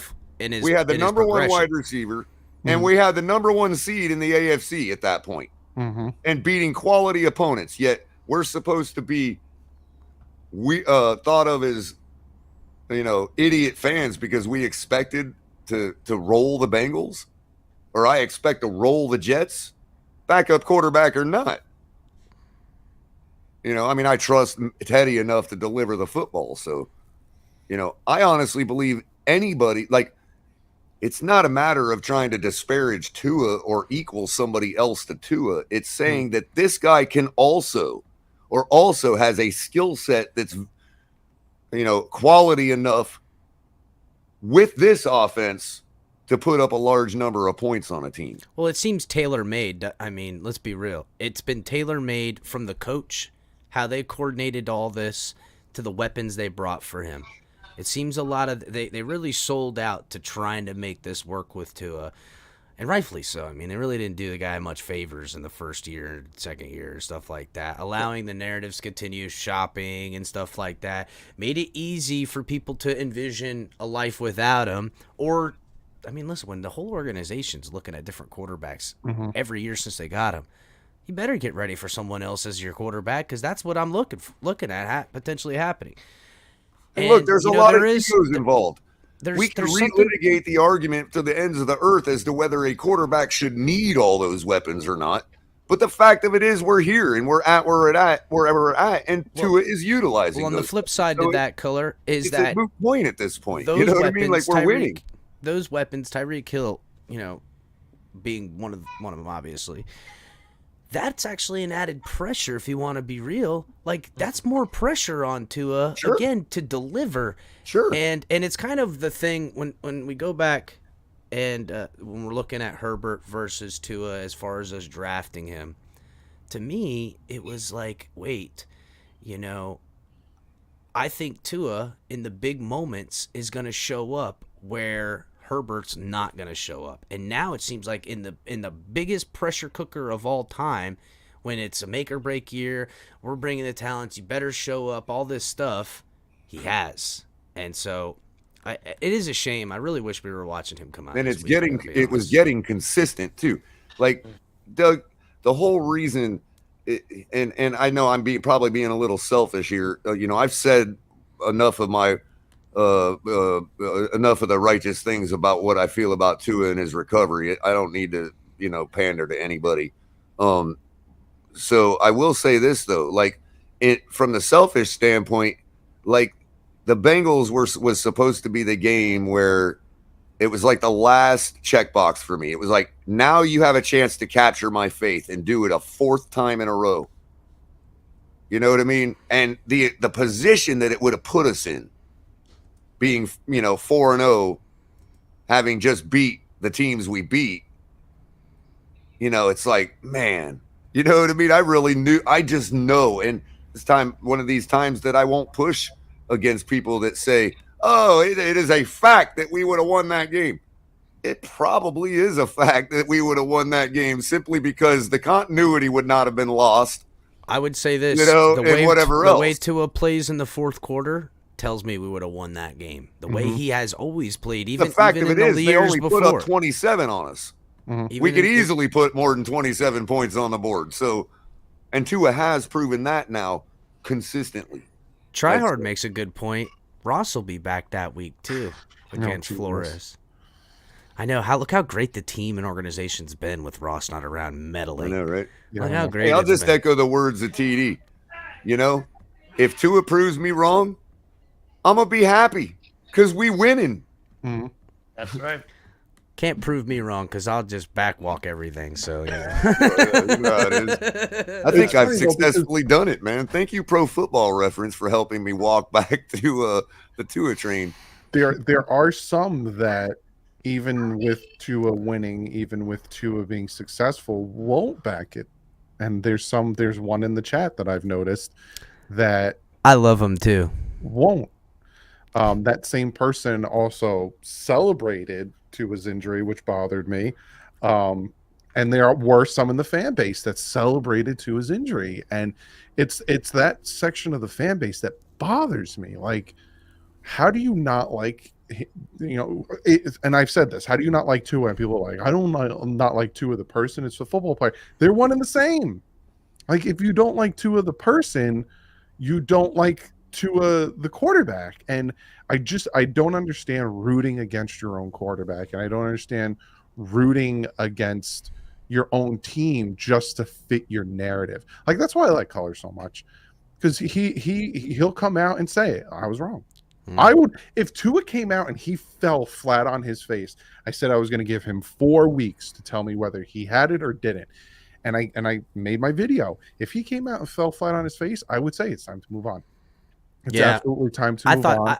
Mine was and at even though I 6 weeks, said all the stuff I just said, if he comes out and falls on his face in a game too, Monday morning I'm going to bet I'm going to tell everybody why he fell on his face. Mm-hmm. Yeah, we got to look at it. And I mean, you got to have, I mean, listen, he could have a piss poor performance and it not be his fault. I've said this for quite a bit too. There's a scenario in which the Dolphins go to the playoffs and win a playoff game, but we still move off of Tua. Mm-hmm. There's also a scenario where we don't go to the playoffs at all, but unanimously as a franchise and fandom, we're like, this is our guy. We got to let that type of stuff play out. I don't want to say that I didn't see it coming, but it was definitely pretty bleak to us feeling this good about Tua as quarterback and him taking it on. This isn't feeling good. This is feeling great. The only real question we got is he gonna take injuries enough because of the hero ball, we'll say, to then get that the worst tag you can get in the NFL is injury prone, because man, that is a tag you do not want on you. It's such a conundrum too, because on one hand you want to support the guy in his decisions as an adult. Get back out there, man. And plus, we want to get back to where we were. Yeah. But on the other token, you're like, the human in you says, like, take care of yourself. Man, if I was his friend, I'd be like, don't ever play another game again. But people see that as hyperbolic and say, oh, Color, you're not a doctor. That's not what I'm trying to say. Doesn't that create I'll support the man in whatever decision he makes. I'm just saying, as a guy that would be his friend, this is what I would advise. No way, Color. If you're his real friend, you're like, yo, keep playing. You finna have $150 million here real soon, bro. People misconstrue that as me trying to throw me some money too, please. You know what I mean, Doug? People will misconstrue that as me trying to push him out the door. So then I have to come back and be like selfish and objectifying him again and say, no, we need our quarterback and he's a warrior and whatever his decision is.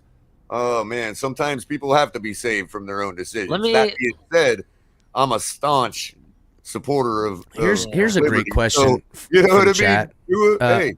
William Hawkins asks, and if Tua wins 13 games but is out, out for 4 of them, would that be okay? It's 13 games still. If he's out for 4 games and we win 13, yeah, I'm not gonna be happy because there's that potential for the injury stuff. But 13 games, bro. What would be the difference if he just lost 4 games? He's not a perfect quarterback. Nobody's a perfect quarterback. No. You got to expect some losses throughout the season.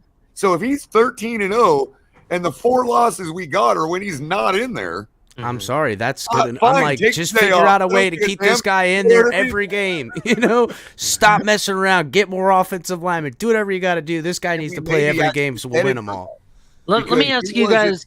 Sorry, real quick, Ali. I just want to point this out. A journalist recently, or a pundit, whatever you want to call him, had given a suggestion. Hey, we need to go to 18 games. We need to go to 20 weeks.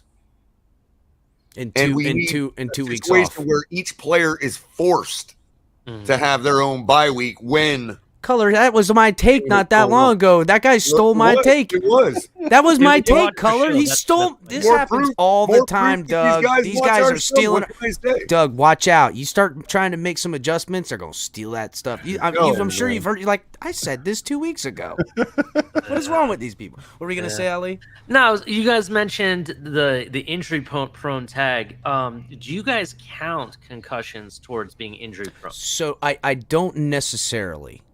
Because a concussion is just an unforeseen thing, man. I got to be honest. You know, you get take it. Now, I'll tell you what. He keeps getting concussions. That's got a whole different type of injury proneness. This is where the doctors that I've watched have actually specified you can get to a state before to where you were at as if you've never had a concussion before. Yeah. But it takes like 3 weeks for that damage to heal. So there's but then again, think of it like this though, Color. Problem is, think of it like this, Color. The protocol is put in place to make sure that a player is coherent enough to protect himself and go back in the game. That protocol is not designed to tell you whether there was damage done or whether that damage is healed. So it becomes a situation where, yes, he is able to play the game of football. No, he's not able to take another blow to the head right now. Well, think of it in like fighters. There's fighters, you get knocked out, and then all of a sudden you're noticing this guy's always getting knocked out. But there's fighters that get knocked out, and then they don't get knocked out for 5 more fights, and then they get knocked out again. But then and that's why ultimately I support whatever decision Tua makes, because if it has to fall on a person. You can't tell someone they can't go to work, bro. Can't tell someone they can't do what God made them to do. If he comes back in and that damage is not healed, it's up to him to make sure he don't take another blow to the head. It's not going to hurt him by running around and being physical with a football. What do you think, It's not Doug? affecting his visual acuity and his senses. It's just if he takes another blow without that damage being healed, it can be worse. But if that damage does get healed and he takes a concussion, it's as if it's his first one again. That's why I honestly think he'll be back for the Steelers game, because it's around 3 weeks. You know, he didn't play. We didn't play this Sunday. Then this Sunday. There's the contention, Doug, because a lot of doctors think just cite on their site who have all throw out the caveat that they haven't seen the MRI and all that, obviously. Yeah. But just at first sight, there's a lot of doctors believe that Thursday was a second one in 5 days. So those can be healed too. The problem is when that happens, it compounds the healing time from 3 weeks to like 2 months or something. It's funny too, because I would say that the Bills hit was, and I'm not talking about him getting up and stumbling and anything, but the hit against the Bills seemed more like a concussion hit than the hit against the Bengals, because the hit against the Bengals, he seemed to have hit his upper, like he kind of looked like he took a bump. It did look like less impact to the head. It was more the neck and the shoulders, whereas against the Bills, when Milano hit him, he did a boom boom, and he hit the back of his head, and then that's why, again, when you can go back and watch my live stream, I was like, he's going to be out for a few weeks. He has a concussion. And then I'm hearing he's coming out and he's pumping up the crowd. I'm like, wait, what? Oh, I guess it was his bad. Because again, it's not just the team, because that's why the NFL and the NFLPA has the independent neurologist. So the team can't be like, we need to win this game. You're going out there. We're going to give you something to spruce you up. So the neurologist not only cleared him to go back in the game, but cleared 4 straight days. Right. It's like, well, the only issue is, and this may be where the loophole is that, and this, I'm not a neurologist, but the back injury, when they designate a back injury, do they have to specify spine, bone, muscle, or spinal cord? Because there are plenty of doctors out there that believe the spinal cord is part of the brain system, not his 100%. Back. And there are cases where concussions or that damage we're talking about of the whole electrical storm and all that can happen from an impact of the spinal cord as well. Yeah. And so is that a loophole where they can say, dicey, bro? Hey, it basically is a concussion, but we can call it a back injury. Yeah, it's dicey. And be absolved of any misdiagnosis. You see what I'm saying? They do the same thing with, like, leg injuries, and they'll just say on the injury report they'll just call it a leg injury, they'll call it a foot injury, a toe, this or that. But his leg could be amputated for all we know. Yeah, like they don't say whether it was a quad, whether it was this, whether it was a hammy. Well, they just say, "Oh, he's dealing with a leg." Like X is dealing with a groin injury, but what? It could be more than just the groin injury. And the same thing with Tyreek Hill. Tyreek Hill went in for treatment. If you go in for any type of treatment, you have to be put on the injury report. Doesn't mean necessarily he's injured. It's the same thing with Teron Armstead. He's dealing with a toe injury, but he's been dealing with the toe injury since the beginning of the season, and he's been playing every single game. It could be an ingrown hair or toenail, as far as we know. Exactly. Damn, he got an ingrown hair on his groin area. Damn, that sounds painful, bro. Oh no, that thing could turn into a boil like that. In saying I got a headache, they're like, yeah, 3 weeks. Yep. Now, yeah, with the new concussion protocol. God, bro. Yeah, that's. I just needed some Motrin, man. I needed some water. I'm dehydrated. I got a headache, man. It's hot out here. No, you're out 3 weeks. And look, ultimately, I think this is a lot of people caring about somebody who it's only his business to care about. Yeah, exactly. Yeah, that's Tua. But we can't help. We can't help being humans, and well, some people they have no empathy.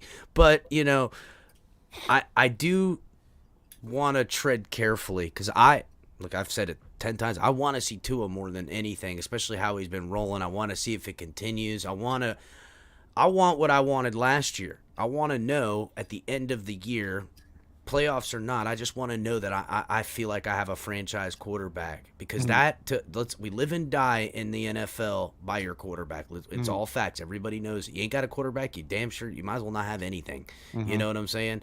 And I just was the selfish aspect answer. I forgot to get to, Chris. But I don't want it to come into play over. This guy's gonna be a father. You know what I'm saying? This guy's is a husband. He's got family. He's got a life. The NFL 10, 15 years or whatever it's a huge long time, everything, but it has nothing compared to he'd be a granddad one day, God willing. I don't want someone to sacrifice. The world is a better place with Tua. Bottom line, and that's why it bothered me so much when people celebrated his injury just so it fit their narrative. I was just like. And that's why it bothers me why people think I have an agenda when I say, hey, I would, as a friend, would advise him to hang the cleats up. You know what I mean? Yeah, I don't know. I'd say, listen, just hold out for 3 more years and get that big check. Then you can hang the cleats up, dog. That's what I would say as his friend. But at the same time, on my house. that grandfatherhood that Chris is talking about, when he's a grandfather, he'll still be able to tell his kids he was a champion. All of what he did in college, that's all still relevant when you finally hang it up. Just because it's not relevant to an NFL banter conversation doesn't mean that it's not relevant in his life. The guy is a champion, and he can tell his grandkids he was a champion. And I'd like him to be able to tell his grandkids he was a champion. You know what I mean? But that's again, I want him to be. My life. I want Tua as much to be the franchise quarterback. No, I will say more. I want him to be around beyond the pantheon of NFL as a human, as whatever, the philanthropy, the kind of things he does, that even all that, I don't care if he just faded into obscurity afterwards. It would pain me in my heart if football took something more from him than and that's expected. Where again. Now we understand they get paid. Yeah. They get paid a lot for these risks and that stuff, but that's back to the selfishness that I alluded to. Like now that he wasn't able to have a chance to prove to me to capture my faith, there is still another way. Like there's another box he needs to check. Is that can he get right away back from an injury and pick up right where he left off? That's another thing a franchise quarterback has the ability to do. True. He comes back out so humming. He has a like chance again to capture my faith, but I don't want to be selfish in that and say, Tua, you should play. You know what I mean? I think the players know. Look at Luke Kuechly, Andrew Luck. They know. They felt it. And just to answer some of the questions in the comment section, I'm not talking about Pete. We don't blame you, bro. We just hope you don't hold it against us because we're free speech theorists. But yeah, like players know when it's time to hang them up, except for Tom Brady. He doesn't know. But players know. Like Luke Kuechly, that was a shocker, but he had multiple concussions. Bro, we've seen Luke Kuechly just starry eyes. That was ugly, bro. And then, with Andrew Luck, he was getting beat up because he had horrible offensive line. So, yeah. Just Carla going at color. Nobody asked me about him, Carla. Maybe you should ask me about him because we're not talking about him right now. Yeah, he should hang it up too, based on what I saw. Nah. Well, is that what you want me to say? I mean, hasn't Hines had some problems with concussion before? I want to say he's had some. I don't know. Maybe, but my point is I thought that was why they didn't want to pay him when he was trying to hold out for money, that they had concerns about concussions with him. My point is that we're going nowhere, and I see this on Twitter all day. We're going nowhere bringing up every other story of every concussion and trying to make some kind of comparison. Nobody's asked me about Nyheim Hines. I might have the same answer that I do about Tua. You're faulting me for being different. Really? And you haven't even asked me my thoughts on Nyheim Hines. I don't know why Mo Money is going at Ali, but he's going at you, Ali. Mo Money. I can tell. No. Color. It's okay. It's okay. Well, I know why. No, it's okay. I can speak for myself. Oh, I got you. I know why he's going after me, and that's fine. He can do that. But out of respect of our guests, I'm going to leave that for another show. Well, let's Doug, you're not going to get all the juicy nonsense right now, bro. You're just going to keep it football related, Doug. My info was just that's another person who still hasn't been unblocked because Boomer El Capitan doesn't know how to unblock people. Do you know how to unblock people? I didn't block him, so a mod you quieted somebody. Questions, right? No, I know how to block somebody. All right. Let me know right now, dude. I need to know. How is someone blocked? How does that work? Because I don't even see where they're blocked at. I'll share the screen so he can show you. So I'll show you. I'll tell you how to unblock them. Nice. Thanks, Doug. You're the best. Let me get into it. You go to settings. That's what I told him. Perfect. Then you go to community. That's what I told him. And then it's under hidden users. Okay, all right. You're going to do this right now. And then unblock them.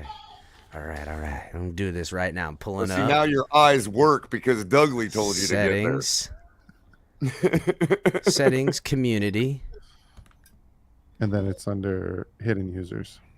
See, I don't see anything that says hidden users. It says automatic filters, defaults, and channel guidelines. It's under automated filters. There's moderators, approved users, and then hidden users. Yeah, you can wheel down in the window. Oh, I see it. Yes. I knew that's why you weren't seeing it last night. We had gotten distracted. Wow, I'm looking at it. It's a bunch of naked HD XYZs and a bunch of Russian lettering in here so far. Oh, that might have been me because I was blocking all those people. Oh yeah. Yeah, no, block them. 3 times. Whoa. Big John Stud is blocked on here. Yeah, that's why nobody can see him. That's why. Who did that, bro? Who did that? Ooh, let me find out one of these mods did that. Life. It was Cap for life. His pocket blocks people, dude. Look, there it is. There's Mo Ali right there. Boom, unblocked. There's and Jeff Michael Creed. K. I don't know who these Forget about Michael K. Take a little look. There's a couple people. Wow, dude, I gotta unblock some of these. I don't like blocking people. I listen. And Doug was on there, you know, right? Doug. Doug, you're blocked. Oh, that reminds me, Doug. I have a very good question for you.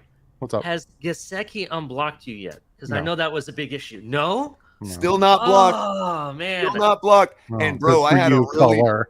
really harsh take on him last night too, man. I'm still not blocked. Let me check.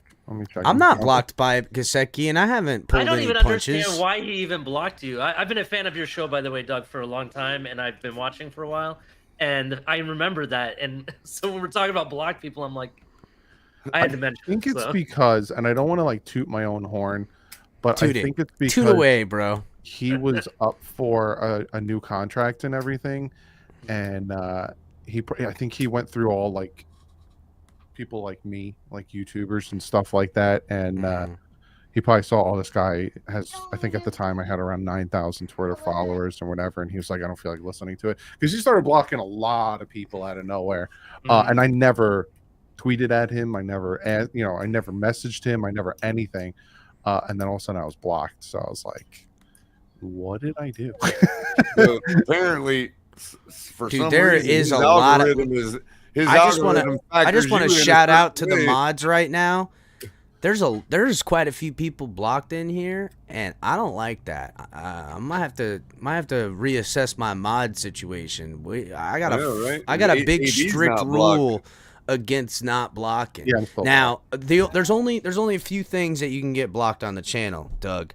It's slurs of any sort, racial slurs, anti-Semitic. I don't tolerate that anything at all. that would be deemed illegal to talk Yeah, about. you know. and then talking like even people talking about fighting, that's all right, but don't be like threatening and like talking their family. Like there's a line. Like people can kind of go at each other, and I try to keep that at a minimum, obviously. And if it's my particular show, you're not allowed to call me a crackhead.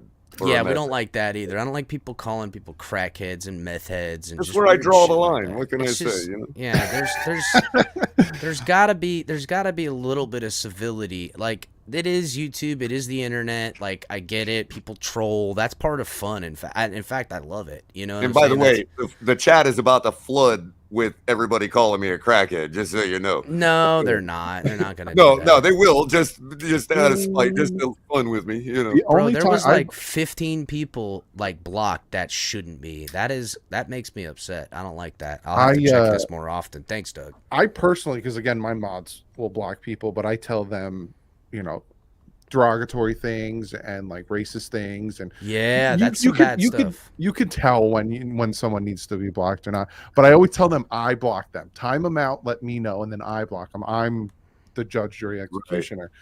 Right. I've only blocked a few people, and one of the people I blocked was because they came after me in the comment section. I was, doing something for one of my friends who passed away.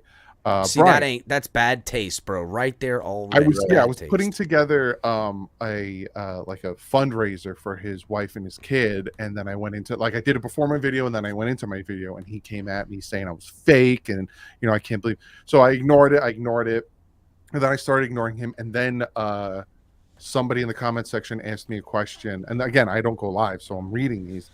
Asked me, hey, what jersey should I get? And then he went after that guy. What kind of man wears another man's name on the back here? And went after him. And I was like, that's where I crossed the line. Yeah, you can't go after the fans. So I blocked them. Well, because that's somebody just trying to hurt the business. Mm-hmm. You know what I'm saying? And that's not cool either. You know what I'm saying? That's not. Like I don't get it. Like it takes a lot for me to block you. Like I could only imagine. Like Pete, for example. Me and Pete have like worlds apart opinions and takes on things, and I have never even had the thought to block him because he's not disrespectful and he's a really cool guy. It takes a lot for me to block you, and if you push me to that point of blocking you, again, I'm known as like the nice guy in the Dolphins community. So if I block you, there's something wrong with you. Let me know if you're blocking them, because I'm gonna block them already anyhow, Doug. That's how I feel. There's a third way to get blocked on the Fins Tailgate. Doug blocks you, I'm blocking you. I spent a month early on convincing El Cap to even make moderators. Like I'm like, only serious. because Like, how YouTube can be. You know what I mean? You got to have some moderation. You know what I mean? But for the most part, I mean. When I go live and the amount of people that are flooding my chat, I need moderators. There's no way on God's green earth I could do it by myself. Yeah, it's as much as AB hates me, I was actually calling for making him a mod. Yeah.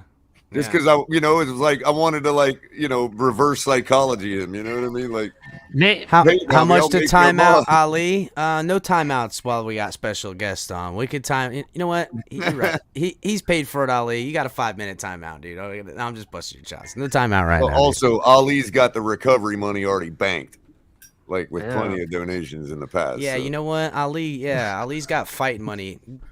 So watch out. Yeah. I got my bail money, no worries. Right? Ali got bail money in the bank. Yeah, no worries.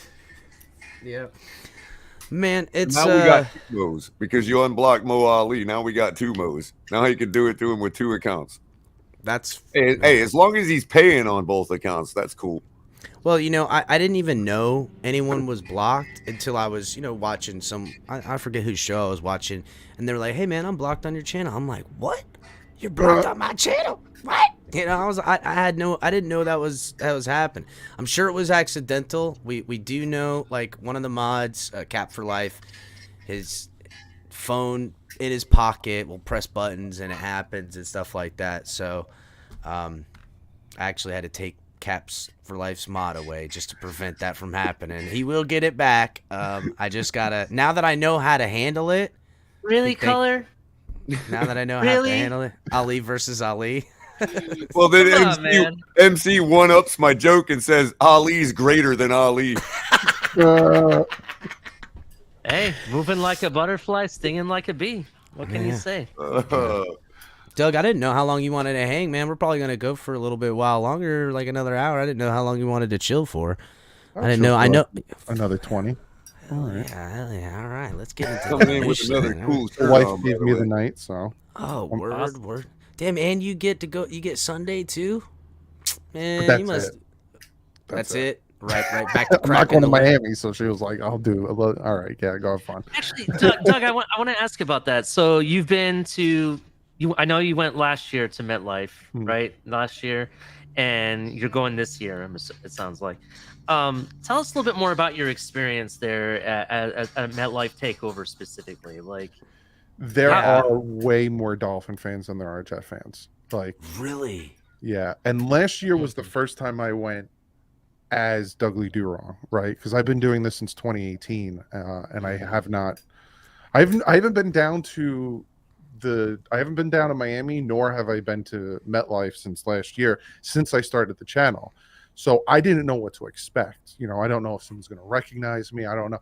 Like, I never know what to expect. And I had people yelling my name as I'm walking up the stairs trying to get to my seat. Doug, Dougley. And then people are like looking at me like, who are you that people are yelling your name? You And I'm should like, get a "Nobody, pimp relax, suit, I'm Doug. nobody." You need a pimp suit. I might need to get you your own purple jacket. You got to walk in with a pimp the suit. funny thing is, I started covering the Dolphins in 2018, so I got my own personalized Dolphin jersey, and it has an 18 on the front. On the back, it says DDW. And last year, I'm like walking through the tailgate and everything, and people would look at me like, "Why is he wearing a Preston Williams jersey?" And then they saw the back of it and it said DDW, and the people that knew me were like, "Oh my god!" And then they would want to talk to me, and then some people would be like, "Can I ask you a question?" And I'm like, "Yeah, what's up?" And they're like, "What the hell is DDW?" You know what? That's actually a brilliant marketing tool, not just for the DDW, but the 18 to be like, yo, this guy's got it. Preston Williams. I don't Like, even yo, know. you got a Let's see Preston. who's 18 on the team right now. I don't think I don't think anybody is. I don't think So I think I'm anybody's good this 18. year. Yeah, it's yours. They'll be like, oh, this guy's 18. You got an old Preston. Wait a minute, that's not Preston Williams. Who do DDW? That's a great marketing tool. I like that. That's smart. It's different. So like, I guess the more notoriety I'm getting, I guess, because I went to Target like a month or two ago, and this guy was pulling out of his spot, and as he was pulling out of his spot, he stopped. He opened his door and he popped his head out, and he went, "Dougley." You got out. You're like, oh shit, what's going on? I'm with my wife, my little girl. We're walking into Target, and I'm like, "Yeah, man, what's up?" And he goes, "I'm a huge fan." So my wife just keeps walking. She's like, "I'm not dealing with this shit." So she just keeps walking. Bro, she's so unimpressed, like my old lady. It's complete unimpressedness. They're like, haha, you got, you know, like, just, it's. So I take a picture and everything. Actually, Eric Izukoma is 18. Eric Izukama. There you go. Easy E. They'd be like, hey, you spelled Easy E wrong. Like, no, it's DDW. That's how you change his name. Like the first time that's ever happened to me, I was going to Cablevision to drop off the cable boxes because Cablevision sucks. So if you're sponsored by them, I don't even know what Cablevision is. So you don't want to. And I pull up and I went behind the warehouse, and as I'm going behind the warehouse, this guy was like looking at me weird as I'm driving. He like looked at me. I'm like, and again, I'm in Jersey, so I'm like, who the hell is this guy? So I'm like, whatever. And in my mind, I'm like, whatever. So I park, and as I park, I see that same guy is now slowly starting to walk towards me, and I'm like, do I really have to fight somebody right now? Oh my god! So I get out of the car. Well, you're a big guy. I'm sure you've gotten that a lot. Everybody wants to take down the big guy. The big guy. They always want to take down the big guy. Yeah, like I'm in prison or something. So I like walk around, I grab my stuff, And I go to walk, and then all of a sudden he's now coming closer. I felt like I was in a zombie movie where you see the zombie from a distance, and all of a sudden he's there. Oh, and he shit. goes, "Are you Dudley Do-Wrong?" And I was like, "Yeah." And he's like, and he said what his name was, and I knew exactly who he was because he said his YouTube name, and I'm like, "Oh, get the hell out of here!" And we had like a full-on conversation. That was the first time ever because I'm in New Jersey, so they're not that many. Blew my mind. But now when I go to games, like I'm very interested to see what it's going to be like when I go to Miami next year. What's going to happen? Like, am I going to like? And again, I hate doing this because people call me the goat of the community, and I'm like, I'm no one. Just stop. Am I going to need somebody to be with me if I'm like walking through the tailgate and stuff? So Maybe. Just remember, everybody heading north out of the stadium congregates at the Pompano Beach Service Plaza on the Turnpike after the game. Like that's where everybody goes for their first cup of coffee. The New Englanders and all their Dunkin' Donuts, right? Well, when we play the Patriots, it's funny. There's a line of Patriot fans with Tom Brady jerseys on, like out the door, down the road. The bathroom is full of Patriots fans. And I'm standing there like all hell in that place. Sorry. So I'm standing there. I'm standing there at the urinal, and I'm surrounded by Patriot fans in the bathroom, and I'm like, man, we had just beaten them, and I'm like, don't worry, you all. We'll be here when he's gone. I'm talking about Brady. I was like, we know how it is to lose a Hall of Fame quarterback. We'll all be here for you. And some Patriot fan was like, shut the hell up. They're feeling it now because Mac they are. And then you see how they're pumping up. What's his name throwing for him now? Billy Zapp. Billy Zapp is the next. First of all, I thought Skylar Thompson was a hard name to be as like a football player. Billy Zapp. Sounds like a porn star. Sounds like a total porn star name. Sorry, dude. Billy Zapp. I mean, let's get real. Come on. Come on, dude. Come on. Yeah, or like a really crappy superhero. A plaque in Kansas with a Zap on it. Yeah. Billy Zapp during the day, at night becomes Lightning Boy. Yeah, gonna put the Zap speed right on you. God, dude, guys, that's funny. Yeah, they're definitely reeling and starting to feel the effects of. Now they get to watch their empire crumble slowly into obscurity. Now, I mean, what does Bill Belichick do? He wants to take that Shula thing. Like, what's going to happen if they start losing some seasons and he gets up and down and they start reeling through quarterbacks and stuff? Does he stick around or does he try to just leave with his pride or what does he do? It's going to be interesting to watch. Seriously, I think he should just retire. That man, yeah, I would feel really great if he did retire. I'd be like, yes. But like, and it's so funny because when the Dolphins beat the Patriots in Week 1, so many Patriot fans came out and were like, "Congratulations, you won your Super Bowl." It's not that anymore. Maybe 4 years ago, we were like, "Yes, we beat Brady and Belichick." Like this is a nice. Now it's like, oh. Bro, I mean, all right, whatever. Listen, this was my argument to Buffalo fans about the Patriots because, like, early in the season, they were looking through the Dolphins, and I'm like, whoa, hold your horses, Buffalo fans. We didn't let the Patriots look through us when they were winning Super Bowls with one of the greatest football players of all time with a coach. We're certainly not going to let you look through us. You might have caught us off guard with a rebuilding team on studs in 19, 20, and 21 with all the stuff. Don't get shit twisted. You know, they were, and now they're humbled. But not really. They made up all the excuses, everything like that. Mm-hmm. Like, at least Patriot fans be like, that fucking Dolphins, we always drop one of those bastards. The river Boston accent they got. I can't do it. So I can do it. Cool. It's wacked cool. Yeah, the color can hold down that accent for me. But, there's like 200,000 people in Boston, right? Which is pretty small because there's like 1 million people in New York. There's way more than 1 million. That was my cab driver in Lowell, Massachusetts, the first time I went to Massachusetts, bro. You can hear the beer cans slushing around in the trunk of his car. Goodness gracious, bro. As he's clipping cars going down the side of the road and shit like that. God, these drivers can't drive. There's a lot of hitting parked cars everywhere. Yeah, but I think they're starting to I think they're starting to come to reality a little bit. I mean, not reality, but I can sense that it's creeping in the back of their head. They're like, damn, we could be, third in the division with 7 wins. They might even, who knows? Jets might get it figured out. They could be 4th in the division. I don't know. No. Mm-hmm. Then again, telling y'all, Dolphins, Patriots, Bills, Jets. Mark my words. Color's been claiming that forever. Buffalo Fanatics ended up clipping us and taking a clip of us talking trash at the Bills in preseason. We were like, oh, making fun of me because I said that they're one finger injury away from a trash season. If Josh Allen goes down, their season. If somebody's hand hits a helmet, somebody's helmet the wrong way, their season is over. That ain't no lie. And you know what? They didn't take kindly to it. It went viral on Twitter. It had like, last time I saw it had like 100,000 You know how that goes. You know what I mean? Now we're wishing for injury. No, we're just calling it like it is. Your glass house hangs on by a very thin thread when everything is about the quarterback bailing you out. Especially if he gets hit on the noggin right now and the league wants to keep him out for an eternity. Bro, I don't know. That guy's a shit brick house. I don't know if he's getting hit on the noggin anytime soon. Liam Hines is a shit brick house. No.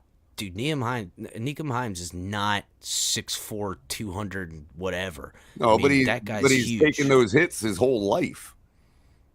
Like the dude barrels into a defensive line. You know what I mean? We'll have to I do know that he can't keep running like that forever. That's for sure. But yeah, the problem with these mobile quarterbacks, they have no longevity in their career.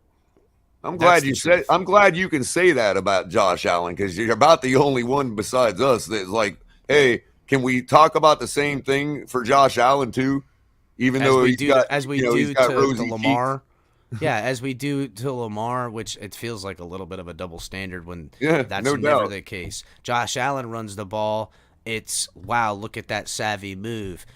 Lamar runs the ball. It's like, well, he's a limited quarterback, that he's a running back quarterback, Yeah, one breaks linebackers' ankles and the other one takes full hits by linebackers. Which one do you think is going to last longer? Yet the quarterback has a perfect passer rating on top of it. So yeah. I know. Lamar's actually his passing attack, even though I don't know what is going on with the Ravens in these fourth quarters, they are just folding like a cheap suit. Harbaugh might be fired by the end of the year. I'm calling that's not a joke.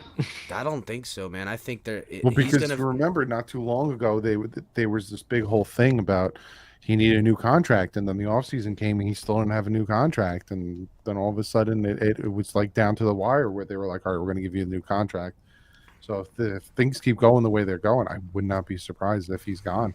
Yeah, there's something probably in the language in there for this entire scenario. His brother. Oh my God. Whoa, that would be crazy, dude. Bro, I hope that happens. Listen, I wanted Harbaugh here when we were hiring for coaches. I mean, listen, I'm glad we got McDaniel. Guy, first time I ever been sold that the guy's a genius and he actually is a genius, let's be real. I'm like, don't repackage the genius thing to me. Let's see some stuff. Thank God that actually guy's pretty damn smart. But damn, dude, I mean, definitely no shortage of intelligence out of McD, man. No, I mean, McDaniel's awesome, man. I love. He could probably keep up in a conversation about ancient Rome or something. You know what I mean? He could. He could probably, educate maybe some quantum physics. Probably could moonlight as a friggin' math tutor or some shit too. I mean, cosmology. That's true. Smart dude for sure. Well, I think that's a fairly decent episode, guys. I've had fun. I don't know about you, Doug. We're gonna have to get you around more. We can't let this long stretch happen, Doug. We gotta figure something out. Maybe we'll make sure to keep it thing. We're gonna shut it down. Everybody, hit the like button. It was a great episode. Had Doug, boys came up, we chatted it up, hung out. You know what time it is. Make sure you guys are hitting the like button. Subscribe if you're new. Check out all the great content we got out here on the program. And tomorrow, coffee and a cup of color in the morning. You got Ali in the night. Sunday. Oh, that's right. Saturday, isn't it? Damn, where'd the week late night XL, baby. Yeah, Sunday. Yeah. Doug's going to be at MetLife Takeover. I mean, Doug, it's going to be a win. You get to see it in person. Yes, sir. Hopefully, I'm gonna be screaming my head off. God, Doug's gonna be doing that video that night. Hey, what's happening, you guys? Just wanted to be so happy that we won the game. I thought it was gonna be me after the Ravens game. I was like, oh my god, I'm gonna have no voice. Gosh. All right, guys. We'll see you guys tomorrow. Fins up, Thanks, everybody.